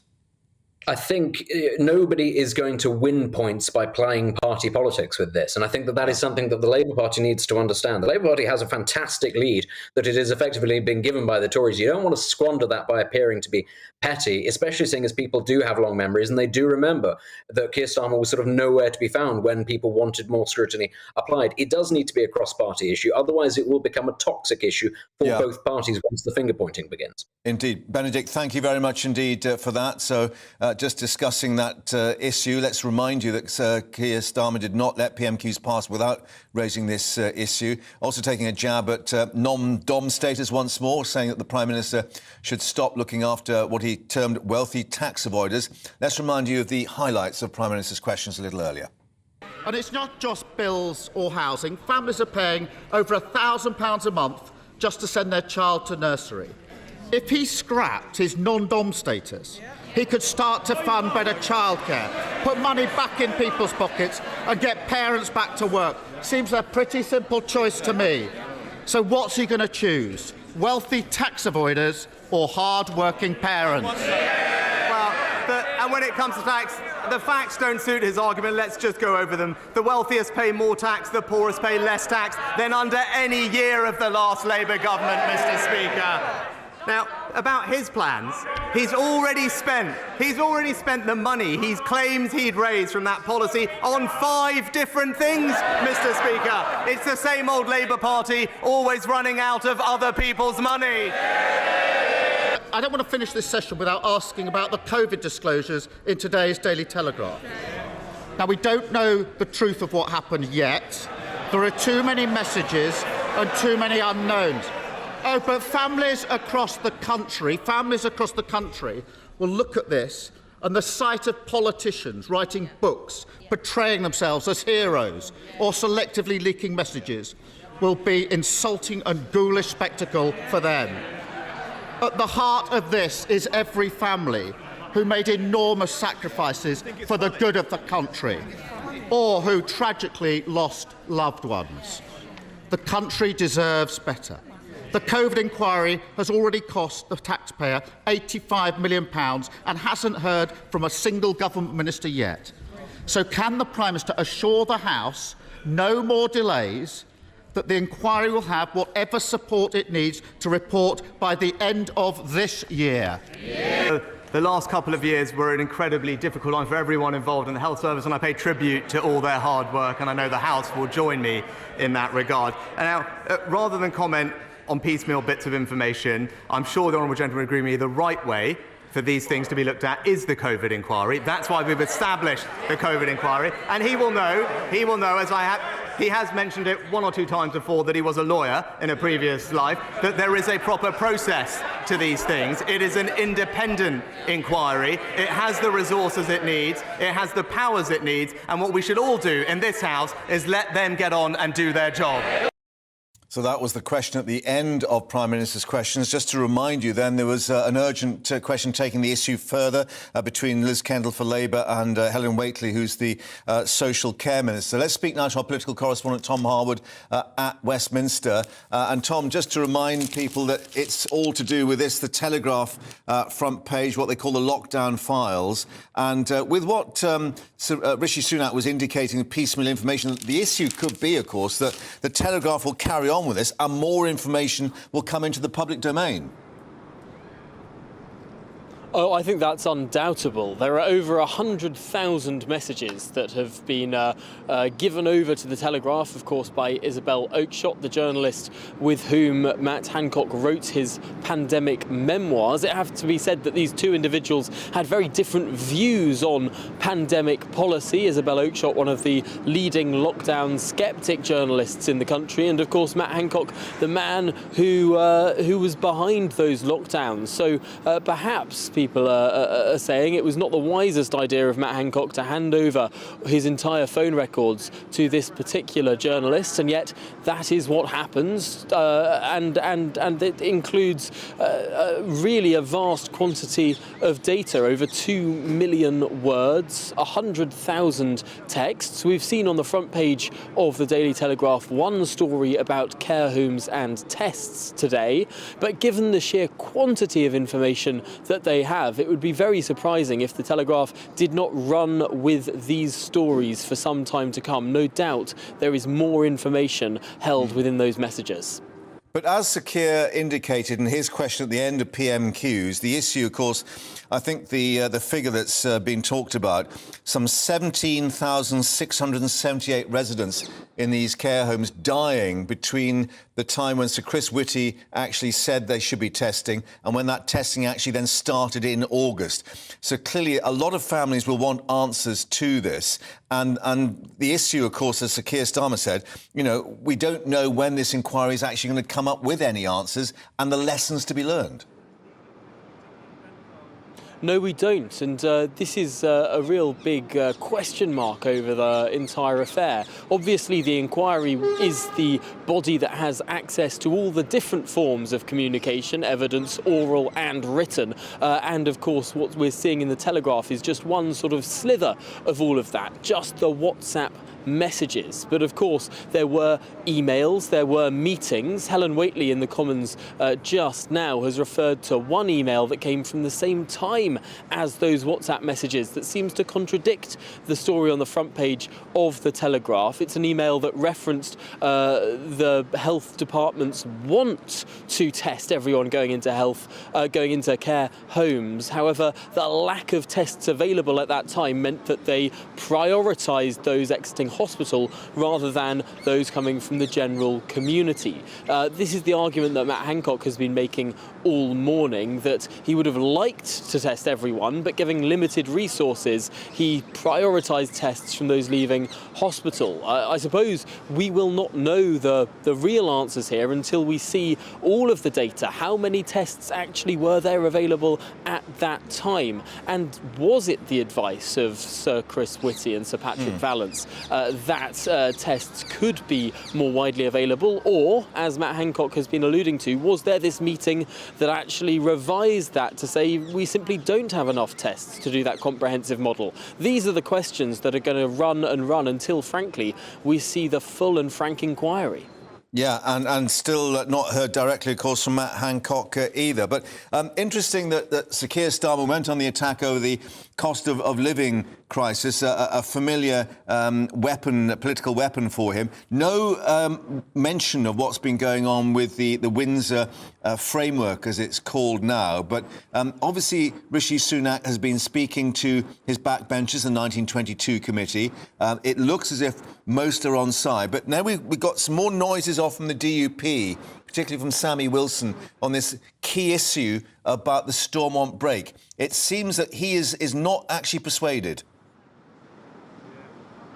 Yes, it's interesting looking at the voices within the DUP. They don't always speak with one voice. Sammy Wilson has always been on the most Eurosceptic wing of the DUP. He has voiced some concerns about this agreement from the day that it was published. Sir Geoffrey Donaldson, a colleague of his, the leader of the DUP, has made some more warm noises. So we are seeing that diversity of views within the DUP. They are, of course, waiting for their official legal advice to come in. That is currently, they have lawyers poring over the text of the agreement, and particularly what the EU has published, as well as what the UK has published, of course. But yes, it's interesting. The Conservative benches seem fairly placated. They had that meeting with the Prime Minister last night. We haven't heard any big voices of dissent from the Tory benches, but of course, from the benches opposite, it was Stephen Flynn, the leader of the Scottish Nationalists in the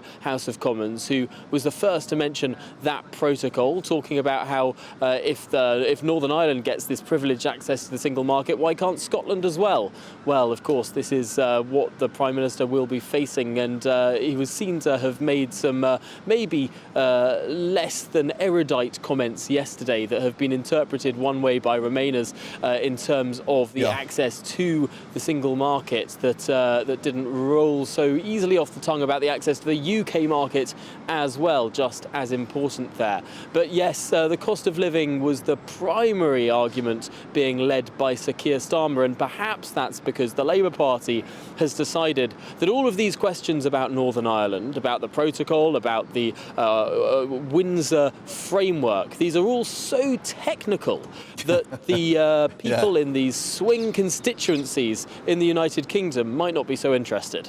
Although we try our best to explain them, of course, in some detail. But Tom, for the moment in Westminster, thank you for that. More political reaction to come. Also, stay with us here on GB News Live, because we'll be getting the latest on this police search in Brighton for the baby of the runaway couple. We're being told specialist teams currently scouring Parkland. We may be getting an update from the police shortly. We'll have the very latest for you.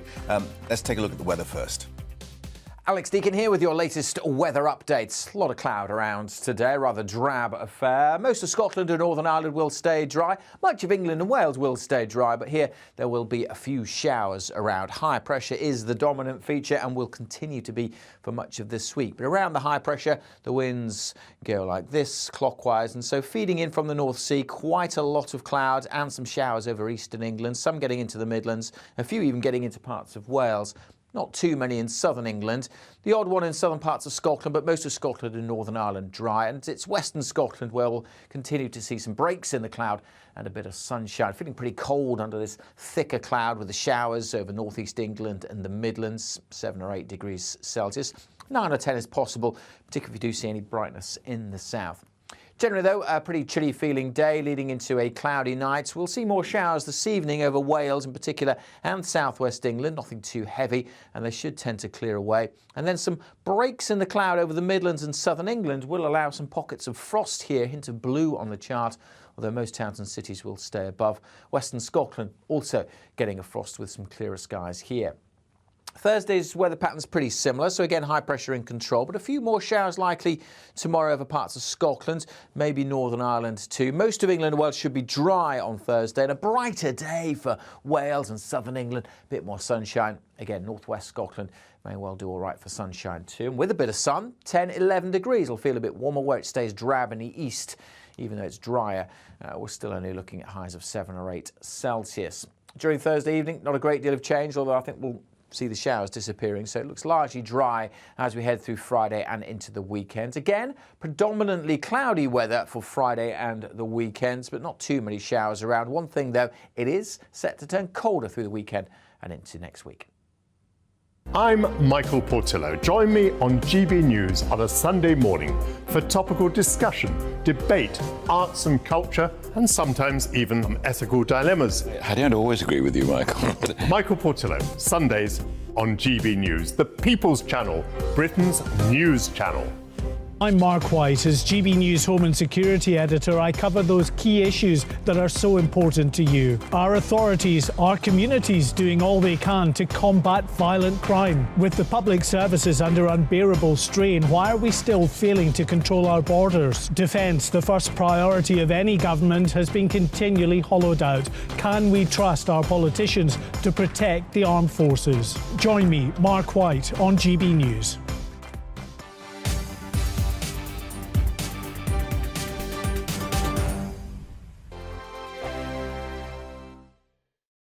Tweets, emails, you name it, coming in. Britain is broken. How on earth did we get into this mess? But more importantly, how do we get out of it? The establishment had their chance. Now we're here to represent you. It's time for something different. It's time for GB News. I'm very patriotic. I believe in Britain. Our best days lie ahead. Britain's watching. Britain's watching. Join us here on GB News. The People's Channel. Britain's news channel. Monday to Thursday, 9 p.m. till 11 p.m. Join me, Dan Wootton. I'll bring you the sharpest takes and hottest debates. Do you not believe in prisons? I don't believe in prisons. I'm completely stunned. I guarantee you there'll be no spin, no bias, no censorship. I actually was personally quite offended by it. And no reason to go to bed. So I guess they've always been quite woke. That's Dan Wootton tonight on TV, radio and online. Monday to Thursday from 9 p.m. till 11 p.m. on GB News. The People's Channel, Britain's news channel. I'm Simon Evans. Join me on GB News for Headliners at 11 p.m. What's the scoop? I'll be joined by two of the country's top comedians. That's right. As we take a look at tomorrow's newspapers tonight. We're going to get into trouble. If it's a big story, we'll be covering it. Spill some tea on him. There we go. But we'll also have some fun. I wouldn't stick up a bank. My father didn't love me. So anyway. Headliners every night from 11 on GB News, the People's Channel, Britain's news channel.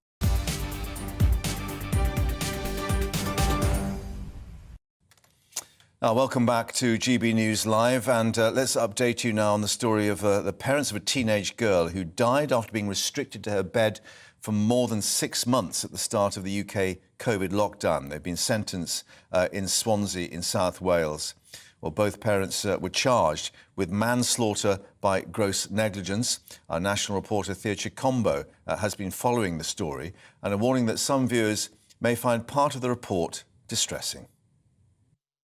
On the morning of October 10th, 2020, Kaylee Titford wouldn't wake up. In the call you are about to hear is her father, Alan Titford, speaking to an ambulance operator in a 999 call. Are you able to wake her? Kaylee. Oh. Okay, stay on the line and I'll tell you exactly what to do next, okay? Are you right by her now?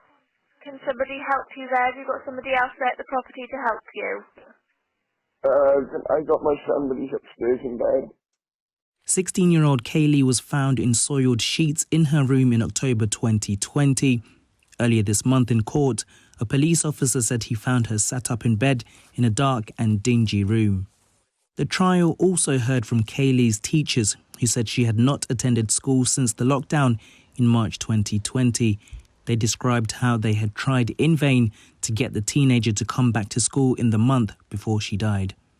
Jurors were shown horrific images of 16-year-old Kaylee's room where she was found, and the police gave their reaction shortly after the verdict, saying it's a case that will stay in the minds of investigators for a long time to come. The scale of neglect was significant, truly shocking, and a tragedy for Kaylee.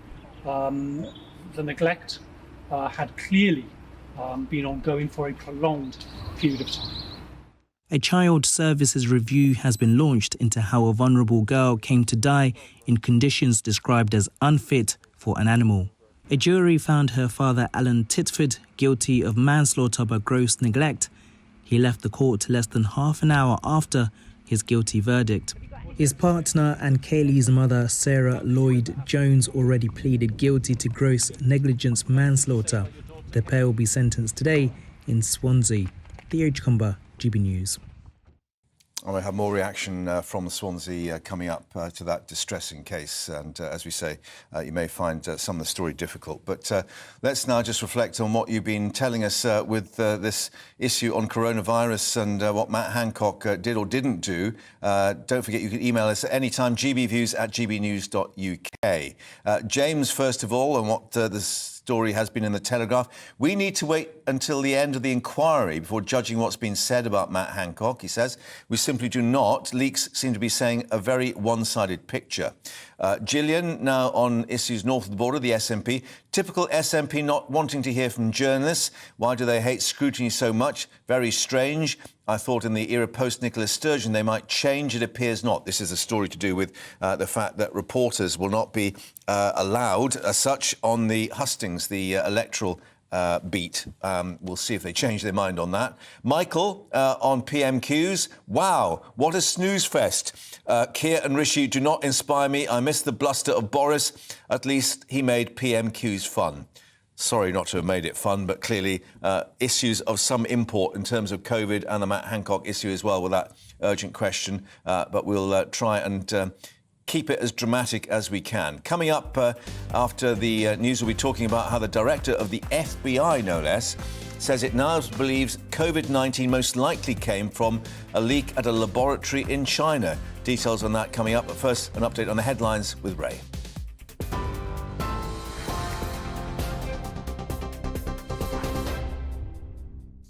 Thanks, Mark. It's 1:33. Here's the latest. Rishi Sunak says we must wait for the results of the official inquiry before judging the government's handling of the COVID pandemic. It comes after the Telegraph claimed that former Health Secretary Matt Hancock rejected advice from the Chief Medical Officer to test all residents before allowing them to enter a care home. A spokesperson for Mr Hancock says thousands of his WhatsApp messages have been stolen and doctored to create a false story. Speaking at PMQs, Labour leader Sir Keir Starmer said that some politicians have falsely portrayed themselves as heroes. Well, teams are now searching Brighton's largest nature reserve as they try to find the missing baby of Constance Martin and Mark Gordon. It comes after the newborn's parents were further arrested on suspicion of gross negligence manslaughter. The couple were captured on. Volunteers have also joined that search.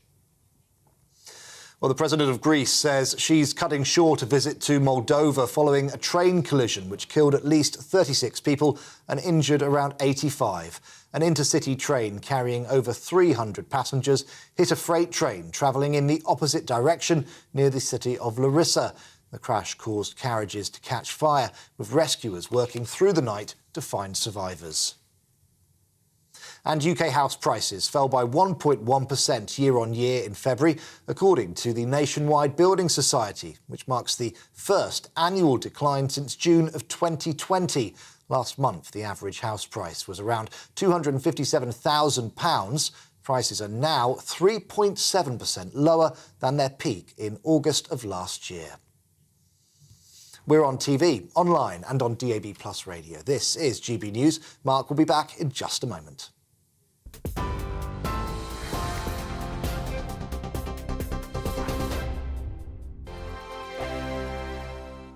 You've probably seen politicians interviewed 1,000 times, but we do it differently. We find out who they really are, we don't shout, we chat, and hopefully we bring a bit of light, not just heat. Did you know Kate Moss? Apparently.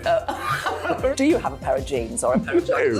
No, of course I don't. What would I do with them? My friends are like, oh my God, what's she doing now? Join me every Sunday at 6 for Gloria Meets, only on GB News, the People's Channel, Britain's news channel. I'm Jacob Rees-Mogg, the Member of Parliament for North East Somerset and a former government minister. For years, I've walked the corridors of power in both Westminster and the City of London. I campaigned in the largest democratic vote in our island story. I know this country has so much to be proud of. We need to have the arguments, the discussions on how we make it better. The wisdom of the nation is in its people. Vox Populi, Vox Dei. That's why I'm joining the People's Channel. Join me Monday to Thursday at 8 p.m. on GB News, Britain's news channel. Here on GB News Live, we'll be keeping you in the picture, finding out what's happening across the country and finding out why it matters to you. We'll have the facts fast with our team of reporters and specialist correspondents. Wherever it's happening, we'll be there from 12 noon on TV, radio and online. GB News, the People's Channel, Britain's news channel. I'm Andrew Doyle. Join me at 7 o'clock every Sunday night for Free Speech Nation, the show where I tackle the week's biggest stories in politics and current affairs with the help of my 2 comedian panellists and a variety of special guests. Free Speech Nation, Sunday nights from 7 on GB News, the People's Channel, Britain's news channel.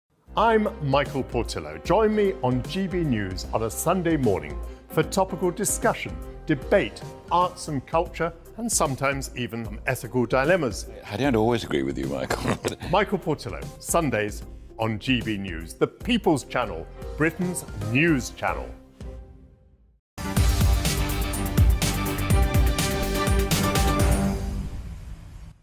And welcome back to GB News Live. Just to give you a quick update on that court case we were telling you about in Swansea. We're just hearing from the court that the judge, Mr Justice Griffiths, says he now needs time to reflect on everything he's heard and on sentencing guidelines. So the case has been adjourned for the moment, and we'll head back there, of course, as we hear more about how the sentencing will be carried out with those 2 parents. But let's update you now on the search in Brighton for the missing baby. Mountain rescue volunteers and other specialist teams have been joining hundreds of police in the search for that baby. Runaway couple Constance Martin and Mark Gordon arrested, detained in Brighton yesterday after missing since January the 5th. Later arrested once more on suspicion of gross negligence manslaughter. Our Home and Security editor Mark White has been following the case for us. This is what he had to say a few moments ago.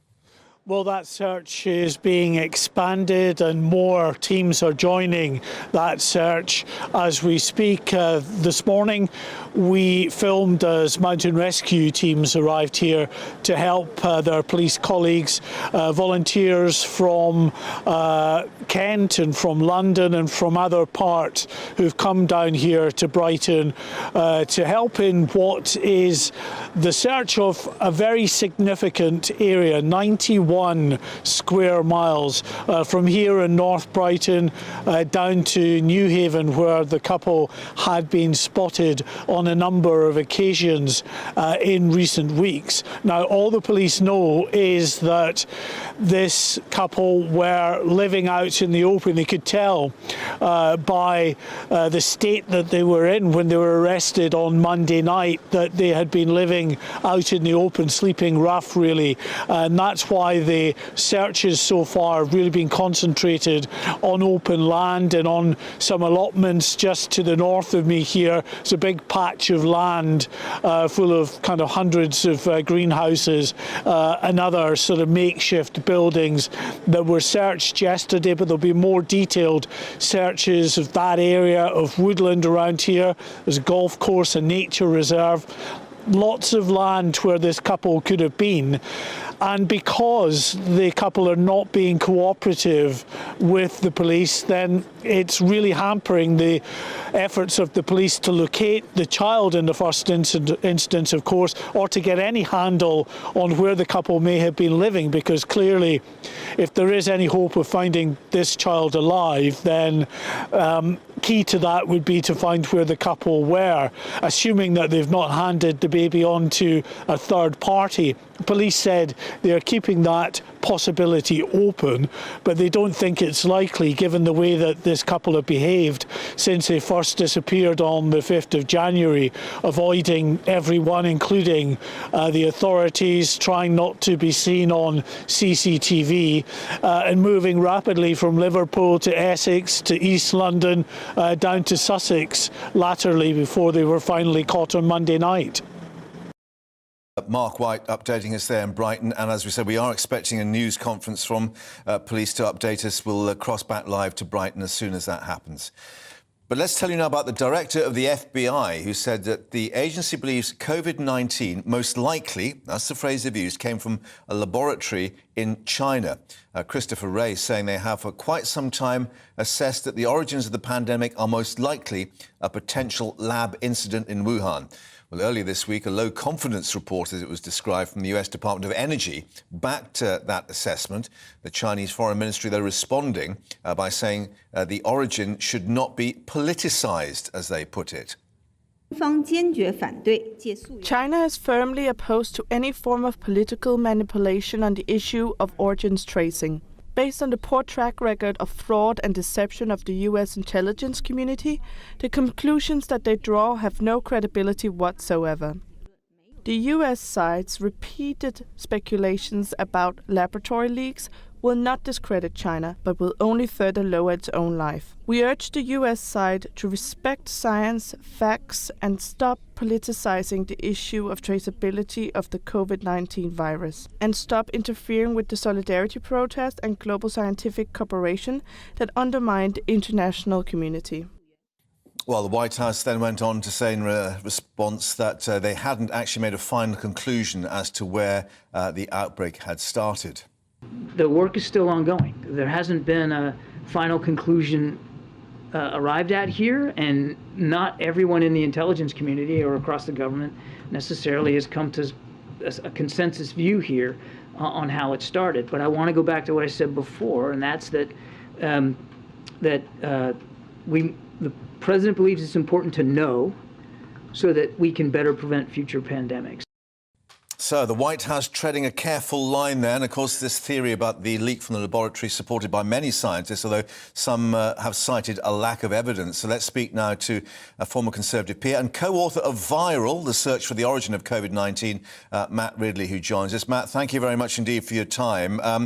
Clearly, from what the White House was saying, they are still being a little bit cautious about this, but when the FBI puts its name to it, clearly there is some kind of evidence mounting now. We've known for some months that one of the US agencies had moderate confidence that it came from a lab. The FBI has now confirmed that this was it that had that view. And earlier in the week, as you say, the Department of Energy changed its position from "we don't know" to "we think with low confidence it came from the lab." Now, they said they did that on the basis of new information. So I think we must assume that the US intelligence community is developing and or strengthening the sources that are leading it towards this conclusion. And it's not a great surprise to me because investigating this over 3 years, the leads towards the lab have got stronger and the leads towards the seafood market have generally got weaker over that time. And what were they doing? I mean, the original assessment may have been it came from bats and naturally occurring. But then I guess the key question is, was it being weaponized, or were they just looking at it and having an examination in the lab when it leaked out? Well, there's no evidence that it was weaponized. There was one lab very close to that seafood market that was collecting bats, keeping bats, doing surgery on bats, looking for viruses in bats. On a huge scale, 10,000 bats were processed by it. And that lab is one of the ones under suspicion. It's called the Centers for Disease Control. But the main suspicion surrounds the Wuhan Institute of Virology, which was not just collecting bats and collecting viruses from bats and bringing them from a long way away, from the area where SARS-like viruses live, which is a long way away from Wuhan. It's about at least 1,000 miles away. They were not just bringing them there, and of course they could have leaked in the process of bringing them there and handling them and so on, but they were also manipulating them. They were doing things to them which included a plan to put a particular feature in one of them, which has turned up in this virus, a thing called a furin cleavage site, which has not been seen in any other SARS-like virus at all, and yet it is in this one, and it was part of the plans of that lab to put it in such a virus. So, it's not a mad idea that something went wrong in an experiment. Those experiments were designed to predict and prevent pandemics. They certainly didn't do that, and they may have instead caused one. Right, so they may have been doing it for the right reasons, and then obviously it went wrong. Now, the other question is, does this matter? Because clearly we remember the blame game that the Trump administration wanted to pursue in Washington. We appear to have moved on from that. And we've known, of course, about the reports of bad biosecurity at these Chinese laboratories. Yes, it does matter because at the moment the virus hunting expeditions to bat caves all across Southeast Asia are still happening. And if those are risky, they shouldn't be happening, nor should the experiments. Some of these gain-of-function experiments are still going on. We don't know if they're going on in Wuhan. If this is how it started, then we need a complete review of what sort of experiments are being done and should be done in virology labs. If it came from the market, then we need a complete review of what kind of animal handling is safe. At the moment, neither is happening. We're effectively going on with practices that might cause another pandemic. Yeah, and therefore having to maybe start from scratch once more to find out what's actually been released or has escaped. Matt, thank you very much indeed. And, of course, we'll continue to see what the FBI comes up with. But a fascinating story. Now, let's head back north of the border. The SNP election process underway. But perhaps not if you're a journalist. All three candidates to replace Nicola Sturgeon have backed access to journalists at the SNP hustings. The party saying it was now working with media outlets asking to view the proceedings. Kate Forbes, Ash Regan and Humza Yousaf facing off in the first of several hustings on Wednesday to become the leader and then First Minister. Let's speak to our Scotland reporter Tony Maguire in Cumbernauld, because, Tony, it was the case that there were suggestions they were going to try and keep the pesky reporters away. Yes, certainly. The words that were obviously used by the SNP National Executive Committee yesterday was to create a safe space. I certainly don't know what they thought the journalists were going to make of the membership, but certainly I thought maybe that was just a little bit over the top. But yes, all three party candidates have come out in support of the media. We now know today that certainly tonight in Cumbernauld, I'm just outside the Lantern House Theatre behind me, we know that there's going to be one broadcast camera and pool camera and one print journalist. They are looking to make future hustings more accessible to the membership later on. But the key point there is membership. If this was just to choose a party leader, I think, they might not like it, but they would let it go. But this is to choose the First Minister for Scotland, and certainly the political reaction from across Scotland has been, one of almost dismay that the public aren't going to have their say. Certainly, Ian, the Lib Dem leader, for Alex Cole-Hamilton, he said, this simply can't be allowed to happen in secrecy. Ian Murray, the Labour's only MP for Edinburgh South, he said that it's completely unacceptable, and this is an important contest conducted for a First Minister. Again, cannot happen in secret. Whereas, of course, the chairman of the Scottish Conservatives, Craig Hoy, has basically said the SNP are famed for the lack of transparency, but this takes the biscuit. So this is hustings 1 of 9. We'll see what access looks like further on in the campaign. OK, and Tony, very quickly, what are the other reporters or the media made of it? Do they feel that the SNP's got a bit touchy and a bit uncomfortable because of all the discussion over the Kate Forbes issue? Yeah, I mean, I certainly think, depending on what polls that you look at, Kate Forbes, hasn't maybe dropped down so many points as people would expected. But I think certainly among journalists, I think everyone feels a little bit put out that this isn't, the candidates aren't really going to be up there under the full scrutiny of the media. And certainly that is something that, we've got another 8 hustings after tonight. Hopefully that will change as time goes on. OK. And we hope that you're not going to ask any difficult questions, of course. Tony, for the moment, thank you very much indeed, and we'll keep people updated, of course, on those hustings. Now, Dydd Goel Dewi Hapus, which is Happy St David's Day, the national parade being held in Cardiff. William and Kate's first St David's Day as the Prince and Princess of Wales, visiting the 1st Battalion Welsh Guards. King Charles, meanwhile, reportedly evicting Harry and Meghan from Frogmore Cottage, offering the house to Prince Andrew, who may be turfed out of Royal Lodge. Let's go live to Windsor now. Our royal reporter Cameron Walker is there without a daffodil. Tut, tut, Cameron. Anyway, as a Welshman, let's actually welcome the day and tell us what the Welsh Guards will be up to there. Yes, I do apologise, Mark, but I can assure you there are lots and lots of daffodils inside the barracks here in Windsor, because it is the first time that the Prince of Wales, as their new colonel of the 1st Battalion Welsh Guards, was here taking part in the St David's Day parade. Now, there were many troops taking part from the Welsh Guards and troops from across the Commonwealth, and actually a vast majority of them, or at least a great number of them, had literally in the last 24 hours or so arrived back from Jamaica on operational deployments there. So they were slightly jet lagged, but nonetheless put on a great display of military pageantry for His Royal Highness and the Princess of Wales, who accompanied him. And I think that shows the contrast with the of the work that the 1st Battalion Welsh Guards does, because they have the operational duties. Yes, of course, it was formed back in 1915 during the First World War. The battalion has served in Afghanistan, in the Falklands, but also there's, of course, this parade stuff that's going on. Yeah. And it was all about that parade celebrating the Welsh National Day today. The ceremonial presentation of leeks, which Prince William made as well to a number of personnel today.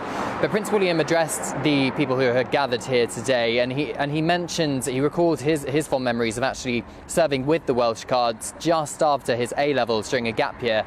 And I mentioned jungle training earlier, a little bit earlier. Well, Prince William mentioned the fact that he was with the Welsh Guards in Belize and received his A-level results when he was on jungle training there. And he spoke of the importance of family and friend support when you are on operational deployment. So no doubt the Prince of Wales is going to have develop a very close relationship with this particular battalion. And of course, they are looking forward to trooping their colour in the first King's birthday parade for King Charles III a little bit later on this year. Yes, and a reminder that the leek is the traditional emblem that, of course, one wears, but they're in short supply at the supermarkets at the moment, so it's got to be the daffodils. However, let's reflect on the other issue, Frogmore Cottage, an eviction. Is that going a bit too far to call it that? Well, if you believe the several reports which have sprung up over the last 12 hours or so, it does suggest that the King has decided to ask his son, Prince Harry, and Meghan to leave Frogmore Cottage. Of course, it is their base in the United Kingdom. They pay rent on that, and reportedly the King has offered Frogmore Cottage to Prince Andrew, who may, according to reports, have to leave Royal Lodge, this big 34-room mansion, because he can no longer afford the upkeep, because the King is essentially cutting back his allowance. That's kind of by the by. I think the point here is it's showing that family relations, if reports are to be believed, seem to be even lower than we first thought. Even sympathetic journalists towards Harry and Meghan, and who have strong contacts within their household, seem to be confirming the Sun's front page splash this morning, and are saying that Harry and Meghan actually remain pretty stunned that this has happened. It happened just after Prince Harry's memoir was released, apparently they were told. They're going to be in the Frogmore Cottage until around the coronation, we're led to believe. But a couple of members of the royal family, according to Omid Scobie, a journalist who appears to be pretty close to Harry and Meghan, are actually pretty appalled that this has happened. But of course, they're no longer working members of the royal family, so it's up to the King, and Buckingham Palace has not commented, and they say it's a private family matter. Indeed, but as the Sun reflects, Frogsit in terms of what's happened. But Cameron, thank you very much indeed for that. More on that issue a little later as we learn whether there will be the removal lorries attending Windsor. Now, let's update you on the strikes. Teachers at schools across the Midlands and East of England on the picket lines today in this ongoing dispute over pay. Let's get more with Jack Carson, our reporter in Birmingham, who's been speaking to strikers and union leaders. It rumbles on, Jack. That's exactly right, Mark. It does. You'll remember about a month ago when I was here last time at the last big demonstration here in Birmingham, around 3,000 people that were there then, the same amount of people that were here roughly again today, marching through the city centre to show their support for these strikes, a mix of a crowd of students, members of the public, teachers, of course, as well. And interesting to hear from a lot of the speakers on stage around what actually the NEU wants. Mary Bowstead, who of course is one of the Joint General Secretaries, speaking to us a little bit earlier on and kind of saying that the government needs to properly come to the table, sit down with them, otherwise they're not going to call off these strikes. But the government and Gillian Keegan, the Education Secretary, saying, look, until you call off these strikes, we're not going to come to the negotiation table. But here's what Mary Bousted said to me a little bit earlier on. I want the government to pay teachers a substantial pay rise so that we keep them in teaching rather than losing them far too early in their career, and so that we recruit graduates into the profession. The government missed its teacher training targets in secondary by 41% last year. 40% of teachers leave within 10 years. Our schools are just running out of teachers, and that is having a really significant effect on the quality of education that we can provide children. And that's not just me saying that, that's the Chief Inspector of Schools. So, of course, we know that the Education Secretary has said that there's been £2 billion of extra funding going to schools across the UK, but a lot of the teachers worried how thin that is going to be spread, and so they want better, kind of more confirmations of budgeting and more money going to schools so that they can pay for resource and, of course, for pay teachers a bit more money with the cost of inflation and cost of living ever increasing. Indeed. Jack, thanks very much indeed for updating us there in Birmingham. As you're saying, obviously a few more people attending that rally earlier, emptying out at the moment. But we'll keep you updated on that strike action. And, of course, coming up here on GB News Live, we'll be back to Brighton. The specialist teams are searching for the baby, still missing. And we're being told that there is likely to be an update from the police. We'll have the very latest on that. And our correspondent, Mark White, who's been following the latest police investigations, stay with us. And the fallout, of course, on Matt Hancock and what was said or wasn't said about the COVID inquiry. All the latest coming up for you. Stay with us here on GB News Live.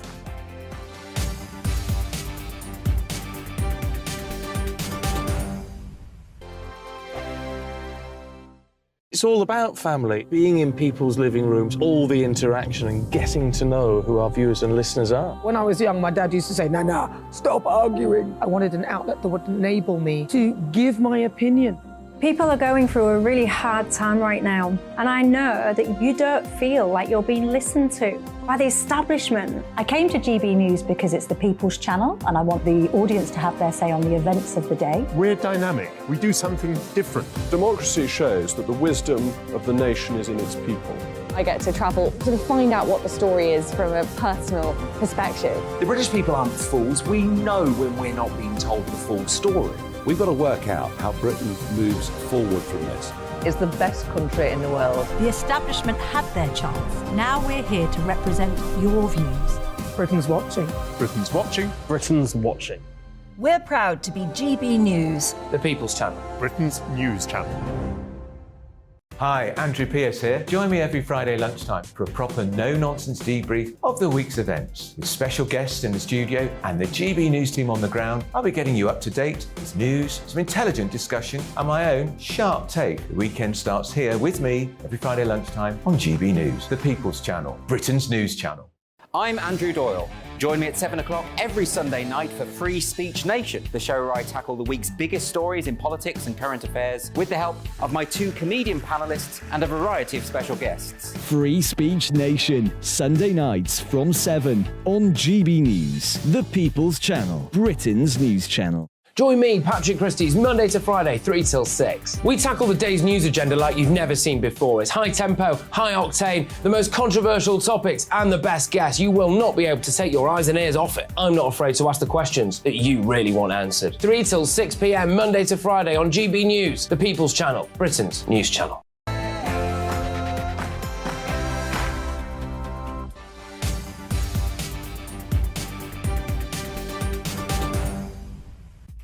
It's 2 o'clock here with GB News Live. I'm Mark Longhurst, and coming up for you this hour, we'll have the latest from Brighton. Police expected to give an update on their intensive search for the missing baby of Constance Martin and Mark Gordon. Officers are currently on the high ground north of Brighton. The very latest coming up. The Prime Minister insisting the official coronavirus inquiry is the right way to investigate the government's handling of the pandemic. It follows the leak of Matt Hancock's WhatsApp messages. The former Health Secretary strongly denying claims in the Telegraph newspaper that he ignored advice on testing everyone going into care homes, and of course whether that contributed to the death of 17,678 residents. All the reaction and commentary coming up from Westminster. King Charles has reportedly evicted Harry and Meghan from Frogmore Cottage in Windsor, offering the house to Prince Andrew. We'll have the latest from our royal reporter and commentators on what it means for the coronation. Get in touch too with your views on all the stories of the day, gbviews@gbnews.uk. Before that, all the latest headlines coming up with Ray.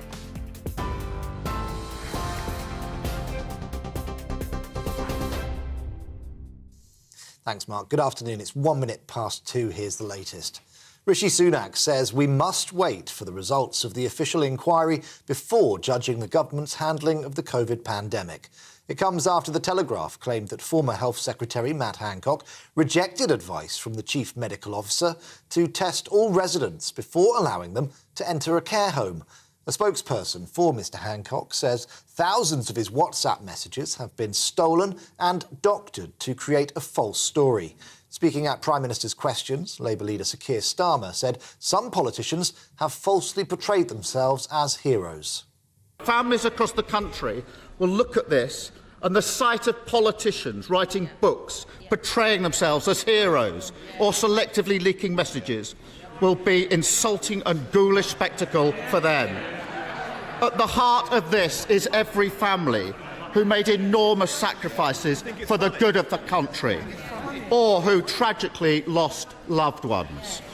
The country deserves better. Rather than comment on piecemeal bits of information, I'm sure the Honourable Gentleman agrees with me, the right way for these things to be looked at is the COVID inquiry. That's why we've established the COVID inquiry. And he will know, as he has mentioned it 1 or 2 times before, that he was a lawyer in a previous life, that there is a proper process to these things. It is an independent inquiry.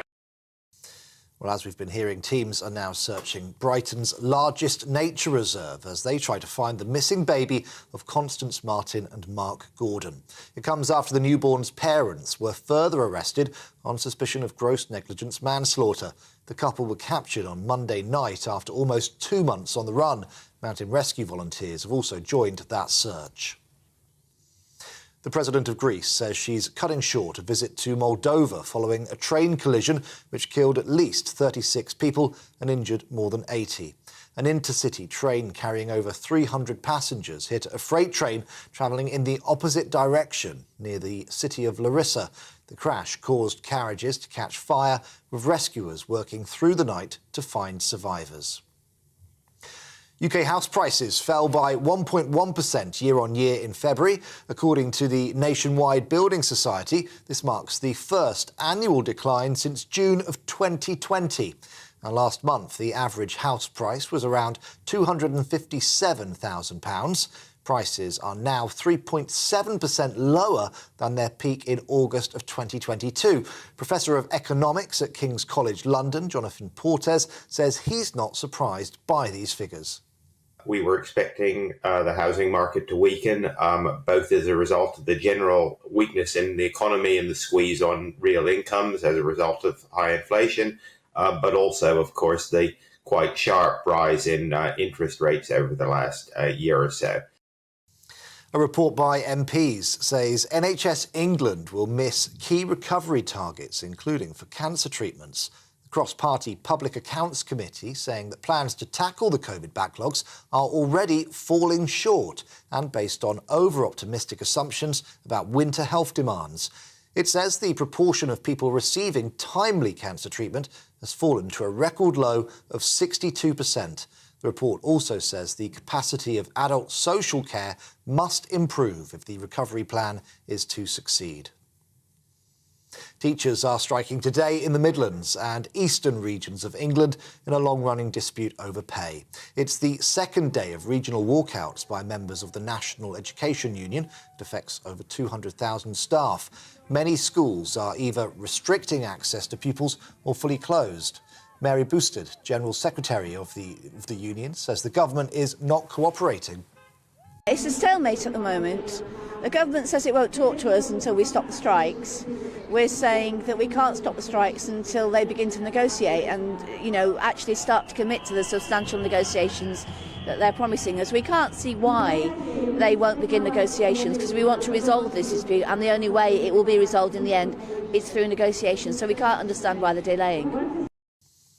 And finally, new details have been discovered during cleaning and conservation work to prepare King Charles's coronation chair. Experts say they found previously undiscovered parts of a figure. It reveals more information about the chair's lavish construction 700 years after it was made. Henry VIII, Charles I, Queen Victoria and, of course, the late Queen Elizabeth were all crowned in that historic seat. This is GB News. We'll bring you more as it happens. Now let's get straight back to Mark.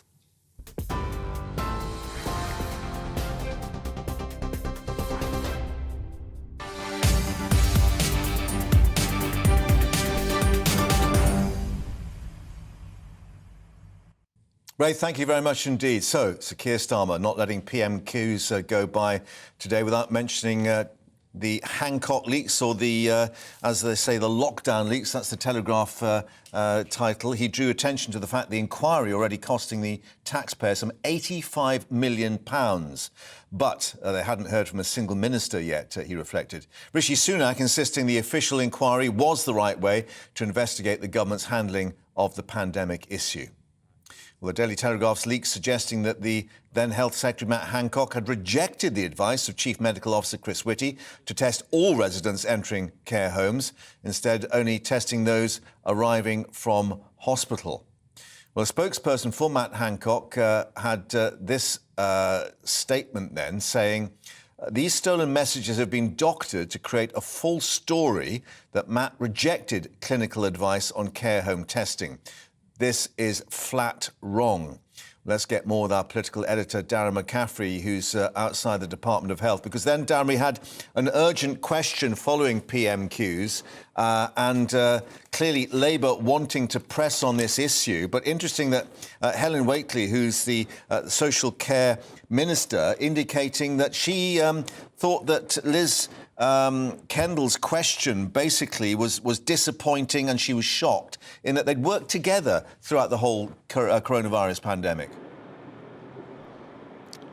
Yeah, there's certainly a sense within government that actually, in many ways, they've got Matt Hancock's back in all of this, or at least they do at the moment, saying that what we've seen today in the Daily Telegraph is based on what they call selective snippets of WhatsApp conversations that give a limited and at times misleading insight. That's certainly what Helen Whately was saying in the House of Commons today, and saying that when you look back at that time, at the very start of the pandemic, there was incredibly limited capacity for testing. Decisions needed to be made. Those tough decisions about prioritising who precisely got tested when, and that they did follow the advice. That decision was made in the end. It was better to test people emerging from hospitals rather than simply community testing, and accused Labour of trying to rewrite history in all of this. Now, that does not explain away some of what we've seen reported today in the Telegraph, but I think what is interesting is at the moment the government, even though, of course, some of the ministers involved weren't actually in government at the time, are willing to defend the former Health Secretary and point to the fact, as you just rightly pointed out, that there is a full public inquiry around the corner. Now, Isabel Oakeshott, who had written a book with Matt Hancock and got hold of these WhatsApp messages, has argued that we need to know this information now. We need to learn the lessons now. We cannot simply wait for an inquiry that has not yet begun. But I think the government will continue to hold this line that in the end there will be a full, independent, open inquiry onto this, rather than basing it on WhatsApp messages between government ministers and the then Secretary of Health. Yeah, let's just remind people of those exchanges after PMQs then between the Shadow and the Minister and Helen Whately. This is what happened. Now, Mr. Speaker, nobody denies that dealing with COVID was unbelievably difficult, especially in the early days. But care home residents and staff were simply not a priority. Yet the former Prime Minister and Health Secretary were first warned about the emerging horror in care homes by my honourable friend, the member for Hove, in March 2020. I myself raised the lack of testing in care homes with the Health Secretary. On the 8th of April, the 28th of April, the 19th of May and the 17th of June, long before the CMO's advice was finally followed. The Minister will no doubt say all these issues will be looked at in the public inquiry, but the findings from this won't be available for years. Mr. Speaker, the families of the 43,000 care home residents who lost their lives will be appalled at the former Health Secretary attempting to rewrite history, an attempt that will turn to ashes along with his TV career. We need more humility and less celebrity from the member for West Suffolk, and above all, we need answers. Can I say, actually, that I think it's relatively easy for the honourable member to come to the House today and make these highly political points. And knowing, actually, how she and I worked together in the pandemic, and she and I talked about all that we were doing to look after people in care homes, I am, as I say, shocked and disappointed in the tone that she has taken today when we are dealing with extremely serious questions. I will turn first to some of the difficult prioritisation decisions that were made given the limited quantity of testing that we had at the beginning of the pandemic. Mr. Speaker, the government followed the expert public health advice available at the time. We had the capacity to test just 3,000 cases a day in mid-March, and I'm sure colleagues will understand why the health advice was at the time to prioritise those working on our NHS front line, and for instance the testing of people in hospitals who had symptoms, and indeed within care homes, again, people with symptoms. Well, Darren, it was a pretty punchy exchange following, of course, that question from Sir Keir Starmer right at the end of PMQs on the issue of the public inquiry, indicating that 85 million spent so far, and putting it to the Prime Minister, can we hear from him by the end of the year? But this is an independent body which will find its own time, I guess. Yeah, indeed. And just looking at those WhatsApp messages, thousands and thousands and thousands and thousands of WhatsApp messages, and that's just WhatsApp messages between the Secretary of State, or the then Secretary of State, and others. You add into that all the ministerial notes and all the different departments involved in this, there will be a hell of a lot of documentation to go through. So no one is expecting this to happen anytime soon, even though, as you say, the opposition and indeed others would like it to do so. I think what I take away from this, first of all, is actually how unprepared the UK was for a pandemic that we saw starting in March of 2020. The very fact that the issue of all of this is decisions, but decisions based on a lack of testing capacity, and that is something the government have also not answered.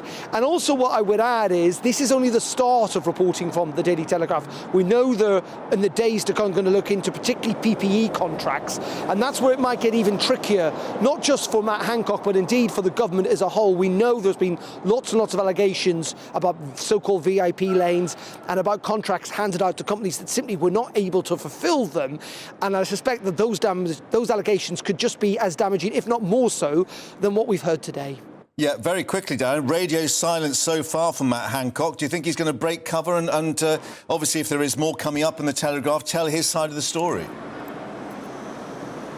Well, I think to a large degree this has come somewhat as a shock to Matt Hancock. He'd worked very closely with Isabel Oakeshott on a book less than a year ago. She spoke very glowingly about him, actually, in an interview afterwards for that book. He clearly didn't expect these WhatsApp messages to be revealed, the suggestions that he thinks that she has broken a non-disclosure agreement in all of that. So I don't know whether we are. I mean, Lord Bethnal, who served as a minister under Matt Hancock, was suggesting he should just get all the WhatsApp messages out there now rather than allow the Daily Telegraph to leak it day after day after day like they did with the MP's expenses scandal. Matt Hancock is removing himself from politics, isn't he? Standing down the next election. But yes, I think at some stage we will probably hear from him, not just in written form, but also, I'm sure, in TV and radio interviews as well. OK, Darren, for the moment, thank you. And we'll see what emerges, of course, perhaps in more lockdown files in the Telegraph.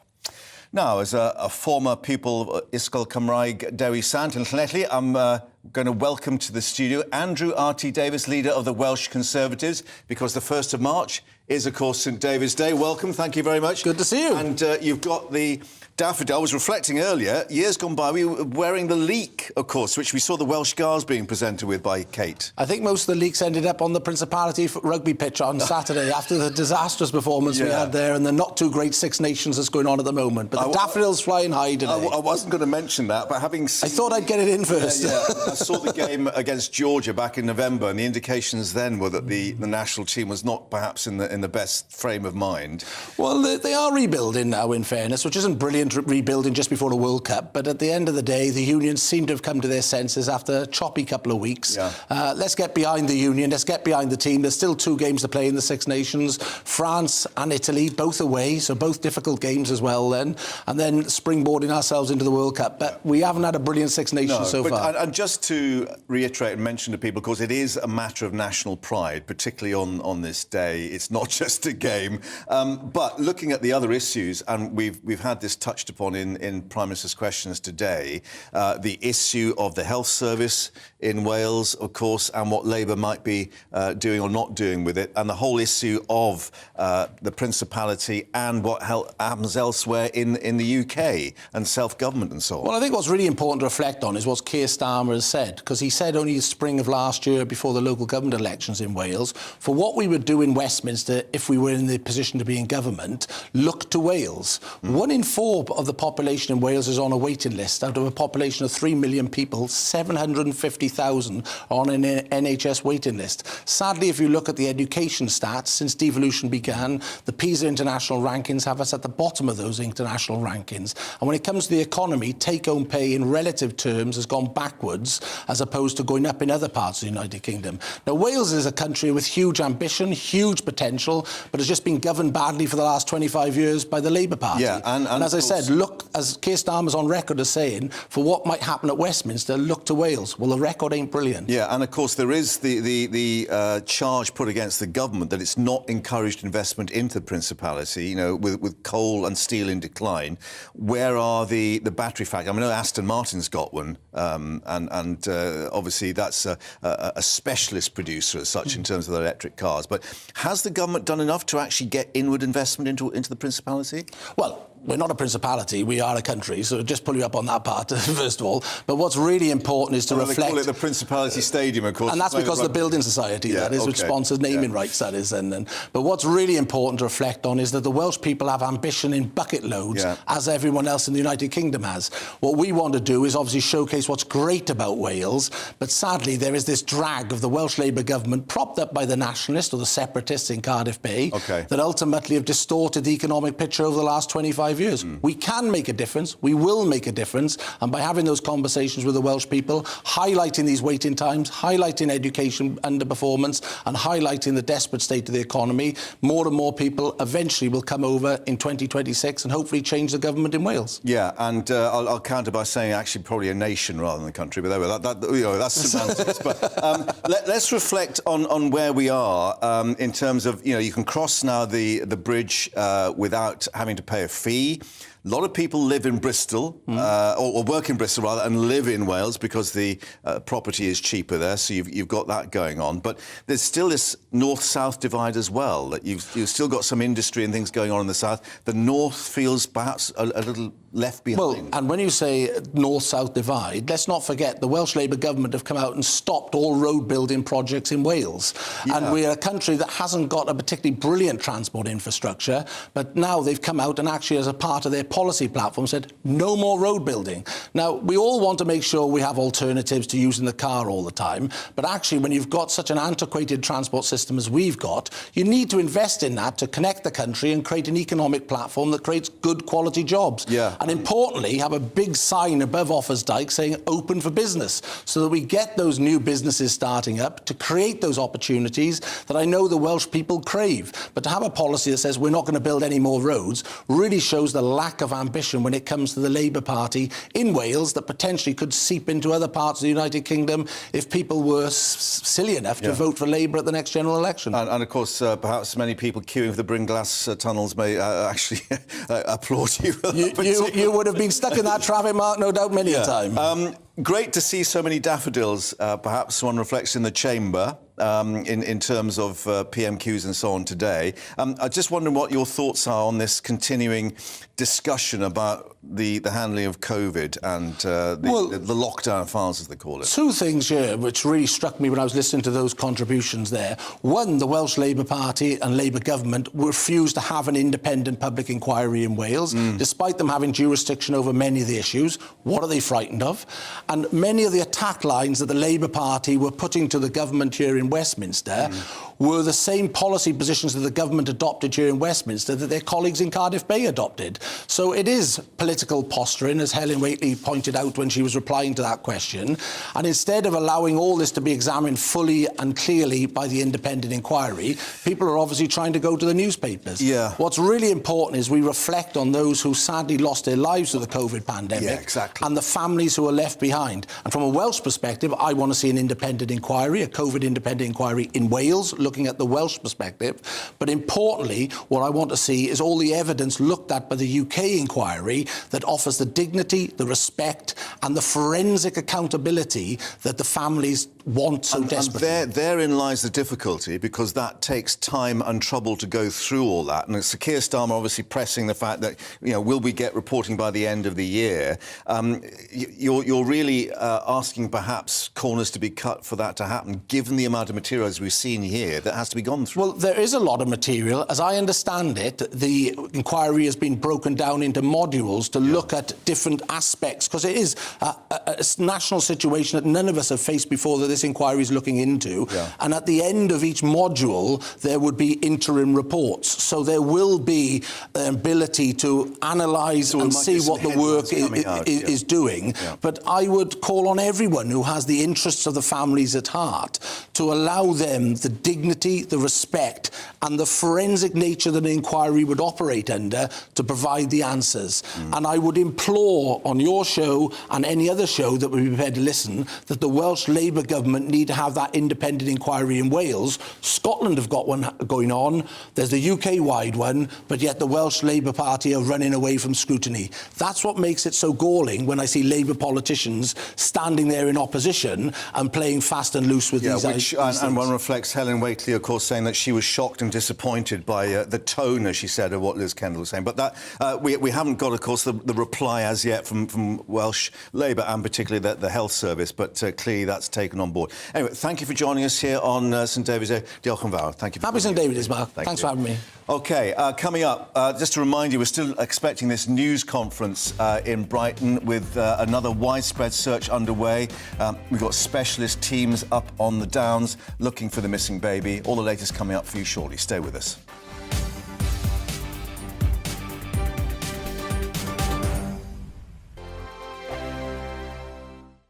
I joined GB News because I was sick and tired of not hearing my views being represented, not just mine, but so many people that I knew and spoke to. I just couldn't get my voice out there. I couldn't say anything. I couldn't do anything. Whatever the narrative was, I kind of had to follow it. GB News is there to provide a voice for those who have been ignored by the establishment media. We think different things, we've got a different style. GB News is here to be optimistic and positive about the future. It's real kind of dynamic and flowing, with the audience very much at the heart of it, like a big family. Here at GB News, we talk about the things that matter to you. Hearing the voices from right across our towns and cities, especially our towns. All sides of the argument represented with a heavy dose of opinion. We're on a mission here to make a difference. And the GB News family really is here for you, and whatever time of day you can watch or listen. Britain's watching. Britain's watching. We're proud to be GB News. The People's Channel. Britain's news channel. Hello, I'm Michelle Dewberry, and you can join me every weekday 6 till 7 on Jubes and Kerr. You're an inspiration to us all. Clip that bit up. Well, you are. That's my ringtone. My political ambitions are, those days are gone, I can tell you. She's only teasing. Go on. He's probably going to want to lay down now. I'll give him 2 minutes to have one. Let's respectfully disagree. That's what we like. Absolutely. On Jubes and Kerr. Come and join us. GB News, the People's Channel. Michelle Dewberry, weekday evenings at 6 o'clock. Westminster is going around in ever-decreasing circles, followed by the media. Britain is broken. How on earth did we get into this mess? But more importantly, how do we get out of it. Join me at 7 p.m, Mondays to Thursdays on Farage, here on GB News. We will have open, rational debate. We've got to work out how Britain moves forward from this. Join us here on GB News, the People's Channel. Britain is watching.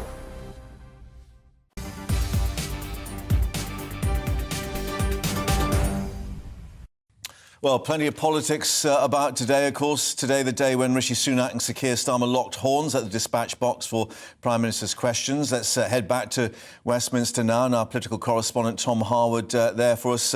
And Tom, it was right at the end of PMQs that perhaps it caught fire, if we can put it that way, on the whole issue of the lockdown files, as the Telegraph has carried it.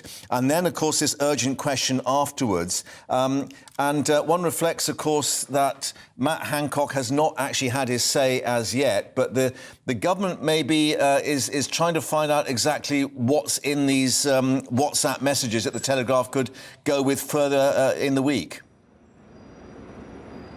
Yes, absolutely. I don't think we've seen the last of the stories of these messages. The Telegraph, as a responsible news organisation, has not done a WikiLeaks. It has been sitting on the vast majority of these messages and is dripping out a number of them with, it must be said, some redactions for security reasons and the like, in a responsible, although journalistically rigorous way. So no doubt we will see more stories as the days develop. However, it is clear we're starting to see a bit of a government rebuttal as well. Helen Whately pointed to an email in her response to the question from the shadow Care Minister Liz Kendall's question. She pointed to an email that was sent at the same time as some of these WhatsApps that seemed to give greater context to the decisions that were being made, somewhat undermining the Telegraph's front page splash today, saying that Matt Hancock was going against the advice of the scientific and medical advisors.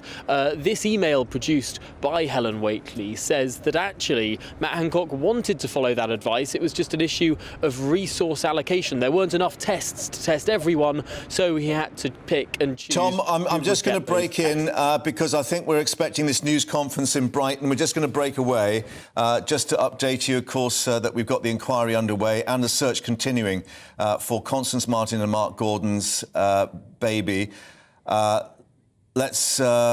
I think actually it's not quite starting yet, so apologies for that, but we will head back to Brighton when that gets underway. But let's speak now to Martin Underhill, former police crime commissioner and indeed a senior detective in Sussex Police, who is involved in the Sarah Payne inquiry. So much of this territory down there you'll be familiar with, Martin. As we understand it, that's still going underway with mountain rescue staff going high up on the downs. It's a difficult search area. Yes, it is. And of course, they're looking for a tiny, tiny thing, which is a very young baby, which makes it even harder. Very difficult terrain, very difficult weather. There'll be search and rescue people out there. There'll be police search teams. I noticed that they've asked for mutual aid from other forces because there aren't that many specialist search officers in every force. So Sussex Police are obviously taking this very seriously, as we all are. All we want to see is that baby come home, but very difficult conditions. And of course, some of the things, the technology we now have in a missing persons case, heat-seeking drones, for example, will only work if the baby is still alive, and we don't know that. Yeah, we're now being told this news conference is perhaps about 5 minutes away, and clearly it's not just the physical search, it's trying to trace back what this couple have been doing, because we understand that they are not cooperating with the police in terms of revealing what may have happened about the baby. I mean, this is incredibly difficult, I guess, for the investigating officers, given the circumstances. It is, Mark, and to most of us, it's incomprehensible that they're not cooperating with the police in the case of a search for a young, vulnerable baby of only a few months' age. So it's new territory. Most of us have never seen anything like this before. And you do feel for Sussex Police because of the locality. This couple have been off grid for 6 weeks. They're very good at doing what they do, which is staying out of the public eye. Thank God we found them at last, but we haven't got the baby. It's a unique situation and a very distressing one for everybody. Yeah, now we understand that the search has got these mountain rescue experts. We can see some of them now in the high-vis jackets who've got a bit more experience, particularly, I guess, if they head up further north to the Downs and Hollingbury, the golf course and so on, which you'll know well. But we've also got the Met Police involved in this. Now, I know it's difficult to put this to you, but is that a help or a hindrance when you've got two separate police forces on the same inquiry? To be honest, the Met carry expertise in certain areas that other police forces are jealous of. And in this particular case, it's so unique. If it was me, I'd welcome the involvement of the Metropolitan Police and indeed other specialist forces like Essex, who have specially trained cadaver dogs that no one else has. So I think mutual aid in this case is a good thing. It is difficult to have two senior officers running an inquiry. I noticed that the Met superintendent is doing most of the press releases. But actually that frees up Sussex to find this little baby. Yeah, and we've also got, obviously, more boots on the ground as a result of that. And the other aspect, we understand that, local volunteers have been turning up to help local football clubs and so on. Given what we saw with the Sarah Bully case, I mean, how does that tie in now? Again, can that be causing more of a difficulty, even though it's very well-meaning? It could do, but let's face it, time is the issue here. Some people are already saying it's impossible for that baby to still be alive in such adverse weather conditions in the middle of the rural countryside. But there is that slim chance. And actually, the more eyes you've got, the better. What we did on Sarah Payne, what a lot of inquiries do, is direct the public to help search in areas that are not high priority and leave the experts like the search and rescue teams and the police search teams to search the high priority areas. But I do feel for them because this is many, many square miles to search. And of course, you can do it from the air. We used the RAF to help us try and find Sarah Payne. But that is made far more difficult if the bad baby is sadly deceased. And then you're looking for possibly a small burial site, which is, none of us want to think about this. It's horrendous. But with the weather conditions, we have to face facts. This baby could be dead. And then finding that baby without the advantage of heat-seeking equipment will be very difficult. Now, in addition to the physical searches that are going on, could it be that they're also trying to trace back the movements from the couple? Because I guess one of the situations could be that the baby may have been handed on to someone else or actually passed into different circumstances. So that's got to run in parallel, I guess. Yeah, I think there's three things running in parallel. One is the search for the baby because the couple are in custody, they're contained and they're not cooperating. The second track, as you quite rightly say, is that they could have given this baby to a family or a friend of their group to protect the baby from going into care, which is clearly what would happen in the end of this. I suspect. Martin, I am going to interrupt you now because I understand the news conference is about to get underway, so apologies for that. Let's take you live to Brighton now for this news conference and an update. They're just about to get to the microphones there. Ladies and gentlemen, afternoon. OK. We'll just go through some instructions very quickly. Just a reminder, my name's Lewis Basford. I'm the Detective Superintendent from the Metropolitan Police. I'm James Collis, Chief Superintendent. Our intention is just to read short, brief updates from both in relation to activity in the last 24 hours. We don't intend to take any questions at the end of this, and obviously any further information we'll release as the time goes on. I can confirm that Constance Martin and Mark Gordon remain in police custody here in Sussex. An application for the extension of their detention for a further 36 hours has been sought from Brighton Magistrates Court. The police searches of the baby continue, and we must consider that the baby has to come to serious harm. Detectives from the Met Specialist Crime Command are now leading inquiries to locate the baby because of the resources, technology and expertise available to them in this very complex investigation. This is a hugely difficult and painstaking search operation covering a vast area of some 90 square miles. We're using every resource we have at our disposal to find the baby. The police helicopters, sniffer dogs, thermal imaging cameras and drones continue to be used to assist the Met and Sussex Police. And we've worked overnight in conducting a number of those searches. Specifically, we have conducted searches in Newhaven and open areas to the east and north of Brighton, including the South Downs. Members of the public can expect to see search teams working over the next few days, including the night. Support from the public has been vital during the course of the investigation so far, and we continue to appeal to them for the information that they keep providing. I would reiterate that members of the help us by remaining vigilant and reporting any suspicious behaviour or items found in their gardens, outbuildings and sheds between the 8th of January and Constance and Mark's arrest. Equally, if you're out walking in these areas and you discover something you think that we should know about, please don't hesitate to contact us, no matter how insignificant it may seem to you.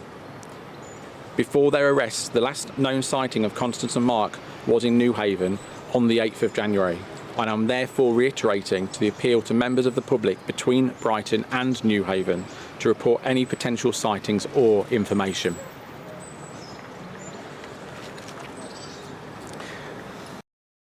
For any sightings or information that could assist the search is asked to call the Met Police Instant Room on 0208 34 865 or 999 with anything they believe may be significant.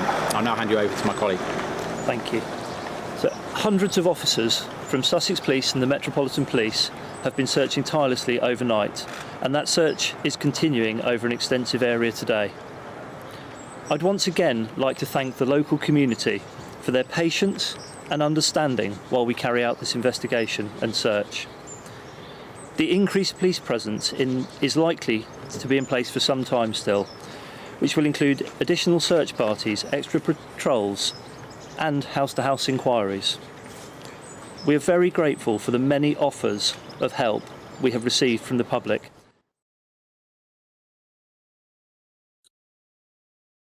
The signal there on that news conference, but let's I think yeah, we can re-establish a vital asset to the forces. Please be assured that we have highly trained and experienced officers searching the area, and we ask that members of the public remain vigilant whilst out and about. Please do report anything of note by calling the Metropolitan Police Incident Room on that 0208 345 3865 number or 999 in an emergency. Thank you very much for your time and patience today. Thank you very much. Thank you. Fairly short news conference, just an update there by Detective Superintendent Lewis Basford and James Collis then from Sussex Police. Apologies for the break-up in the signal. That was live from Brighton, but let's head back to Martin. Martin Underhill, of course, was a former senior detective with Sussex Police involved in the Sarah Payne inquiry.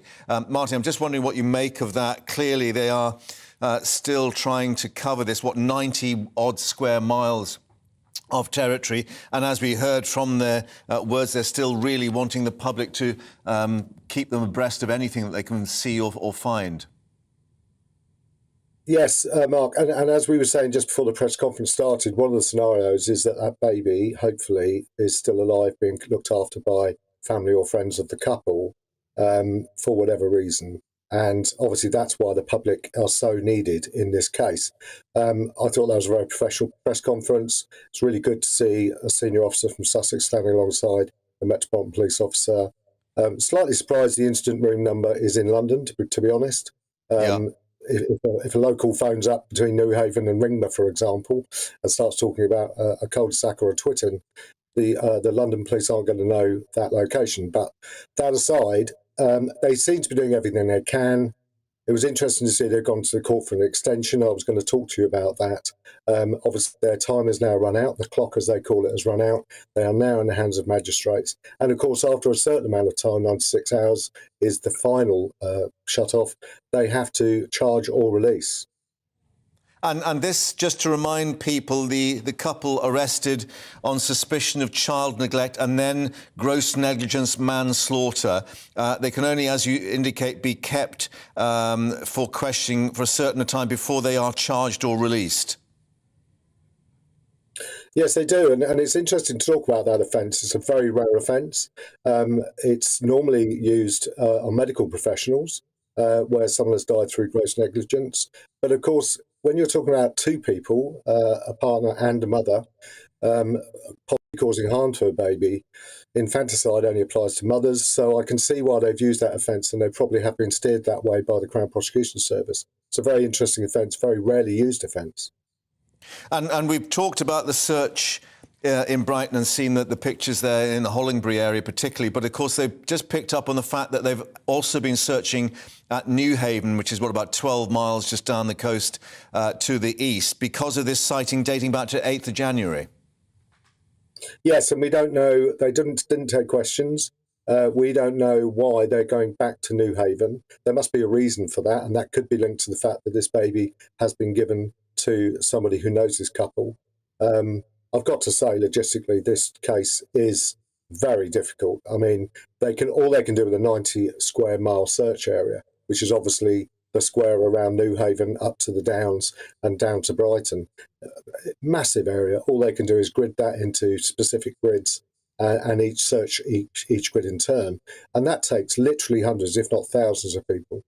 Yeah, and hours and hours. I think some of these police 14-hour shifts they've been on searching the area in quite cold conditions. But Martin, thank you indeed for your assessment of what we've heard there with that news conference. But let's bring in our Home and Security Editor, Mark White, who's been down in Brighton following this intensive search. And Mark, just to pick up there on what Martin was saying, I mean, the area is pretty large, and of course we've got some very heavy vegetation up there on the top of the Downs, gorse and so on.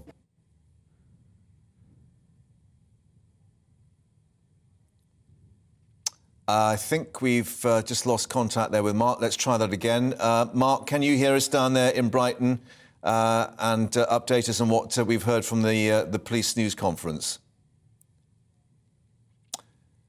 No, I think we've lost contact there. We'll try and get our live truck back with Mark, just to indicate the update we were getting there from Detective Superintendent Lewis Basford and from James Collis of Sussex Police is that they've got hundreds of officers continuing their search.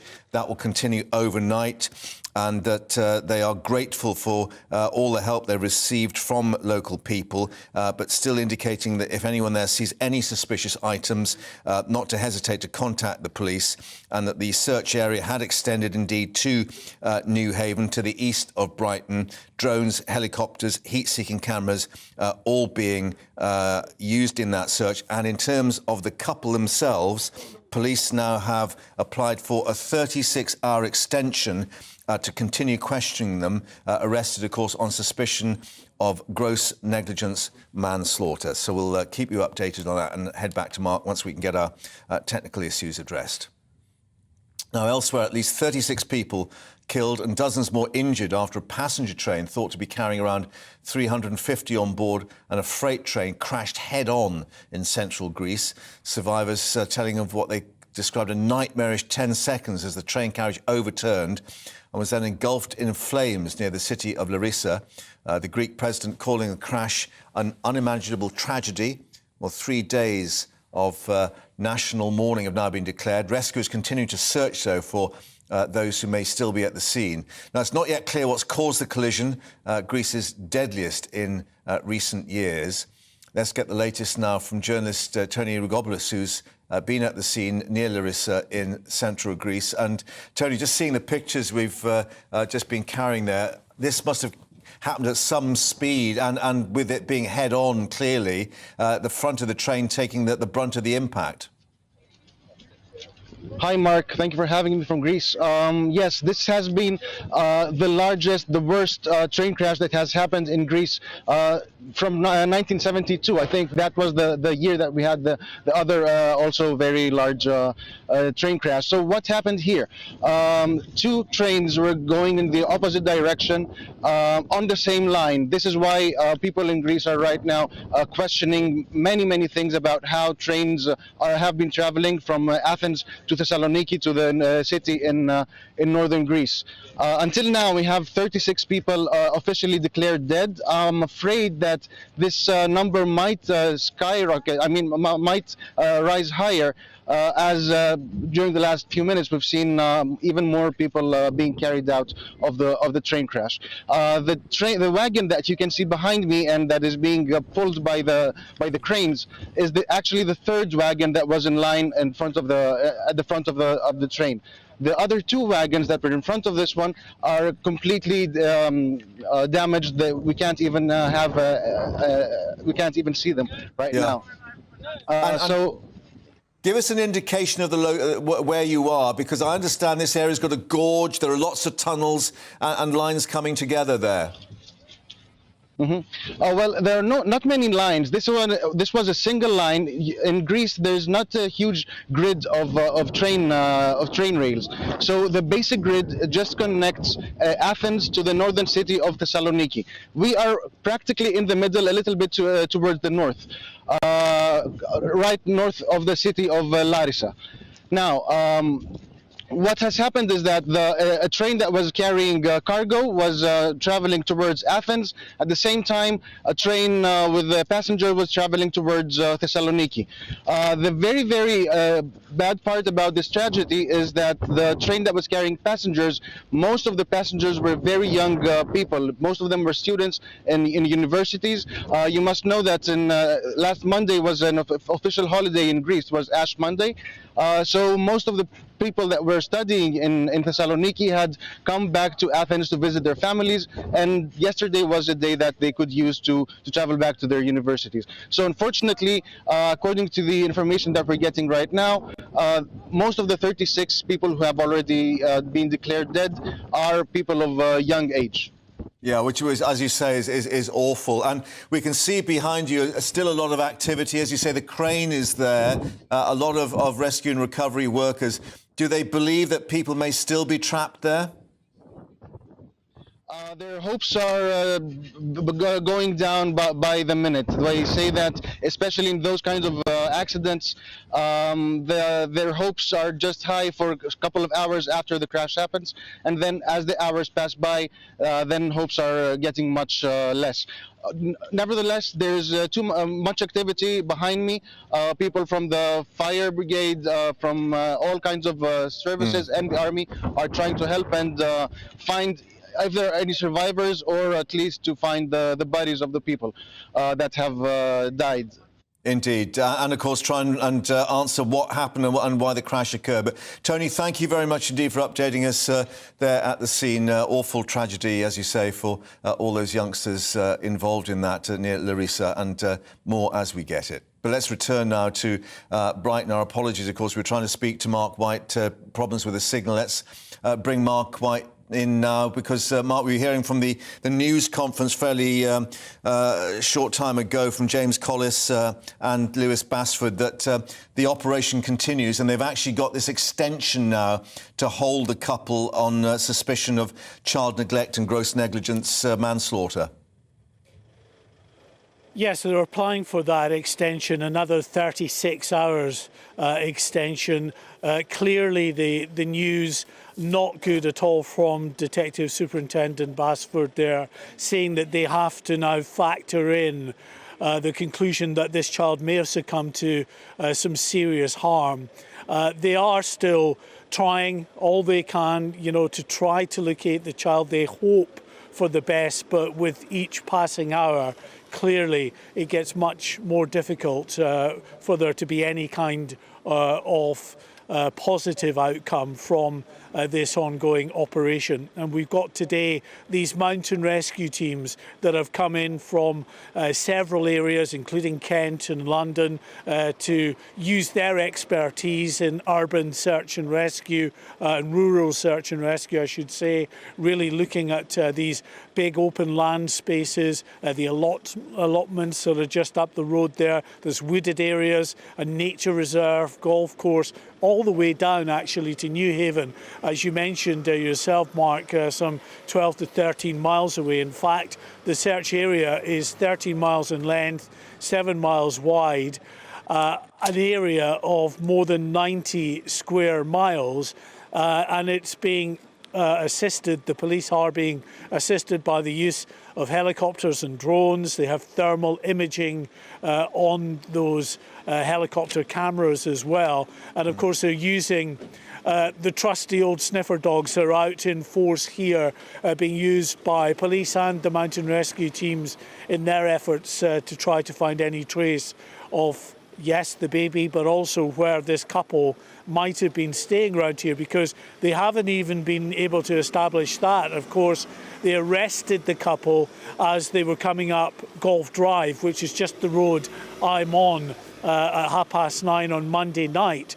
But they don't really know where they were heading, except that they were heading up in that direction towards those allotments. And they know just from the way in which they were dressed, their general state, that they had been living rough for some considerable time, Mark. Yeah, and we remember them actually going public with the image of that blue tent that they think that they'd bought to actually live rough. I'm being presuming that part of that search is to try and find any trace of that as well.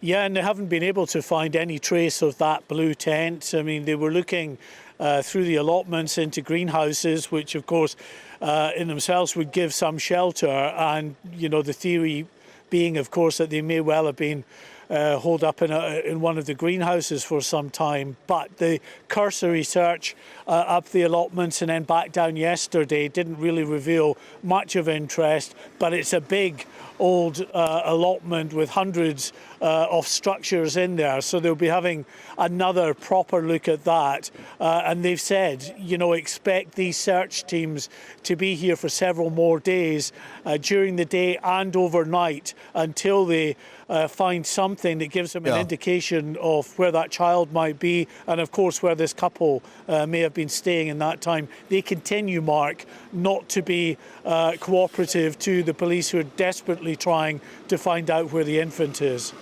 Mark, down in Brighton, thanks very much for updating us, and of course back to you as we get any more information. Now, let's reflect. Today is St David's Day, and the National St David's Day Parade being held in Cardiff. And William and Kate's first St David's Day as, of course, Prince and Princess of Wales. So they marked that occasion by visiting the 1st Battalion Welsh Guards. But meanwhile, King Charles reportedly evicting Harry and Meghan from Frogmore Cottage in Windsor, offering the house, we believe, perhaps to Prince Andrew. As the Sun has it, Frogsit. Megxit becomes Frogsit. I do apologise for that, but let's go to Windsor now, where our royal reporter Cameron Walker is with us. And clearly, in terms of the Prince and Princess of Wales, who we saw in Wales yesterday, today an occasion to actually hand out or receive the leeks today, not the daffodils that we saw yesterday. Exactly, Mark. It's been a pretty busy couple of days for the Prince and Princess of Wales, doing all things Welsh. Today was very much a ceremonial event because it is the first time that the Prince of Wales has met with the 1st Battalion Welsh Guards since becoming their new colonel, which happened following the death of the late Queen Elizabeth II. As you said, the Prince of Wales presented many of the soldiers here with ceremonial leeks which were attached to their uniforms. It dates back hundreds of years to the Middle Ages to make the troops more identifiable on the battlefield.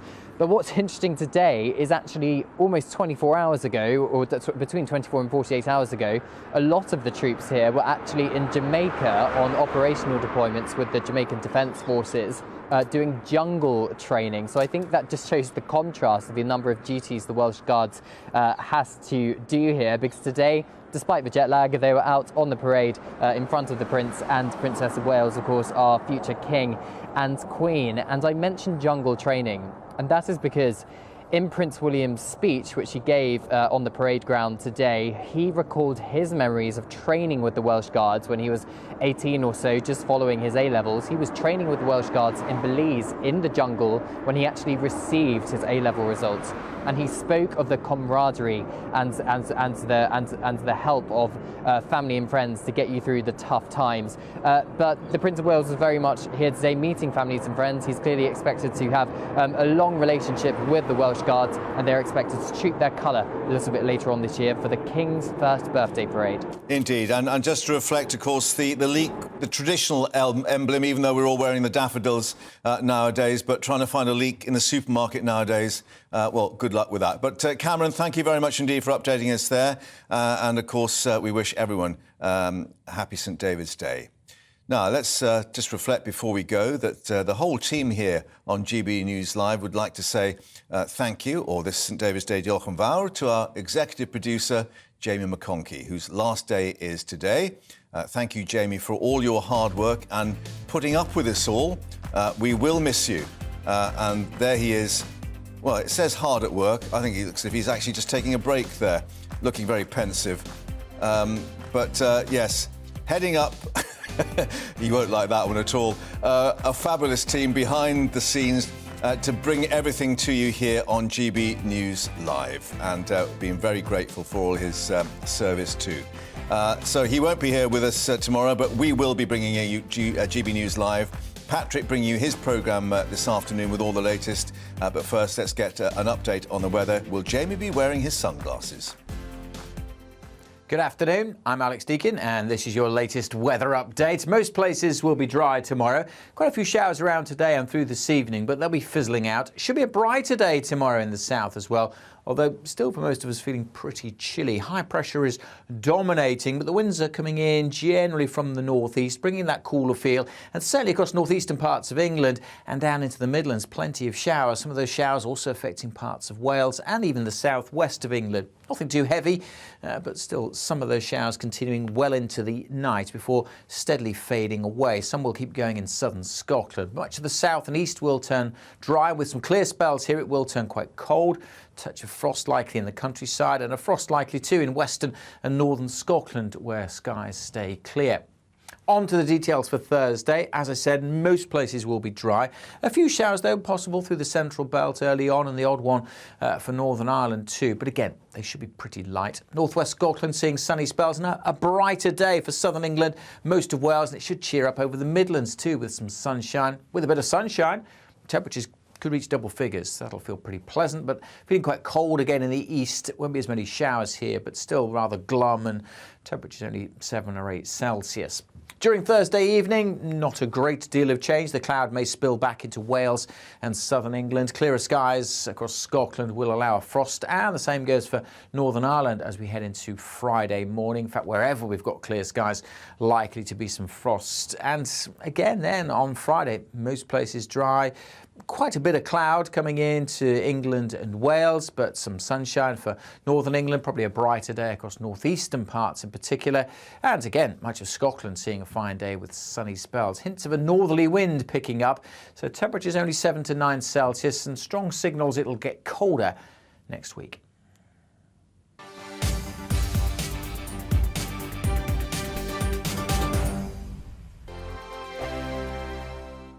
You've probably seen politicians interviewed 1,000 times, but we do it differently. We find out who they really are, we don't shout, we chat, and hopefully we bring a bit of light, not just heat. Did you know Kate Moss? Apparently. Do you have a pair of jeans or a pair of jeans? No, of course I don't. What would I do with them? My friends are like, oh my God, what's she doing now? Join me every Sunday at 6 for Gloria Meets, only on GB News, the People's Channel, Britain's news channel. I'm Jacob Rees-Mogg, the Member of Parliament for North East Somerset and a former government minister. For years, I've walked the corridors of power in both Westminster and the City of London. I campaigned in the largest democratic vote in our island story. I know this country has so much to be proud of. We need to have the arguments, the discussions on how we make it better. The wisdom of the nation is in its people. Vox Populi, Vox Dei. That's why I'm joining the People's Channel. Join me Monday to Thursday at 8 p.m. on GB News, Britain's news channel.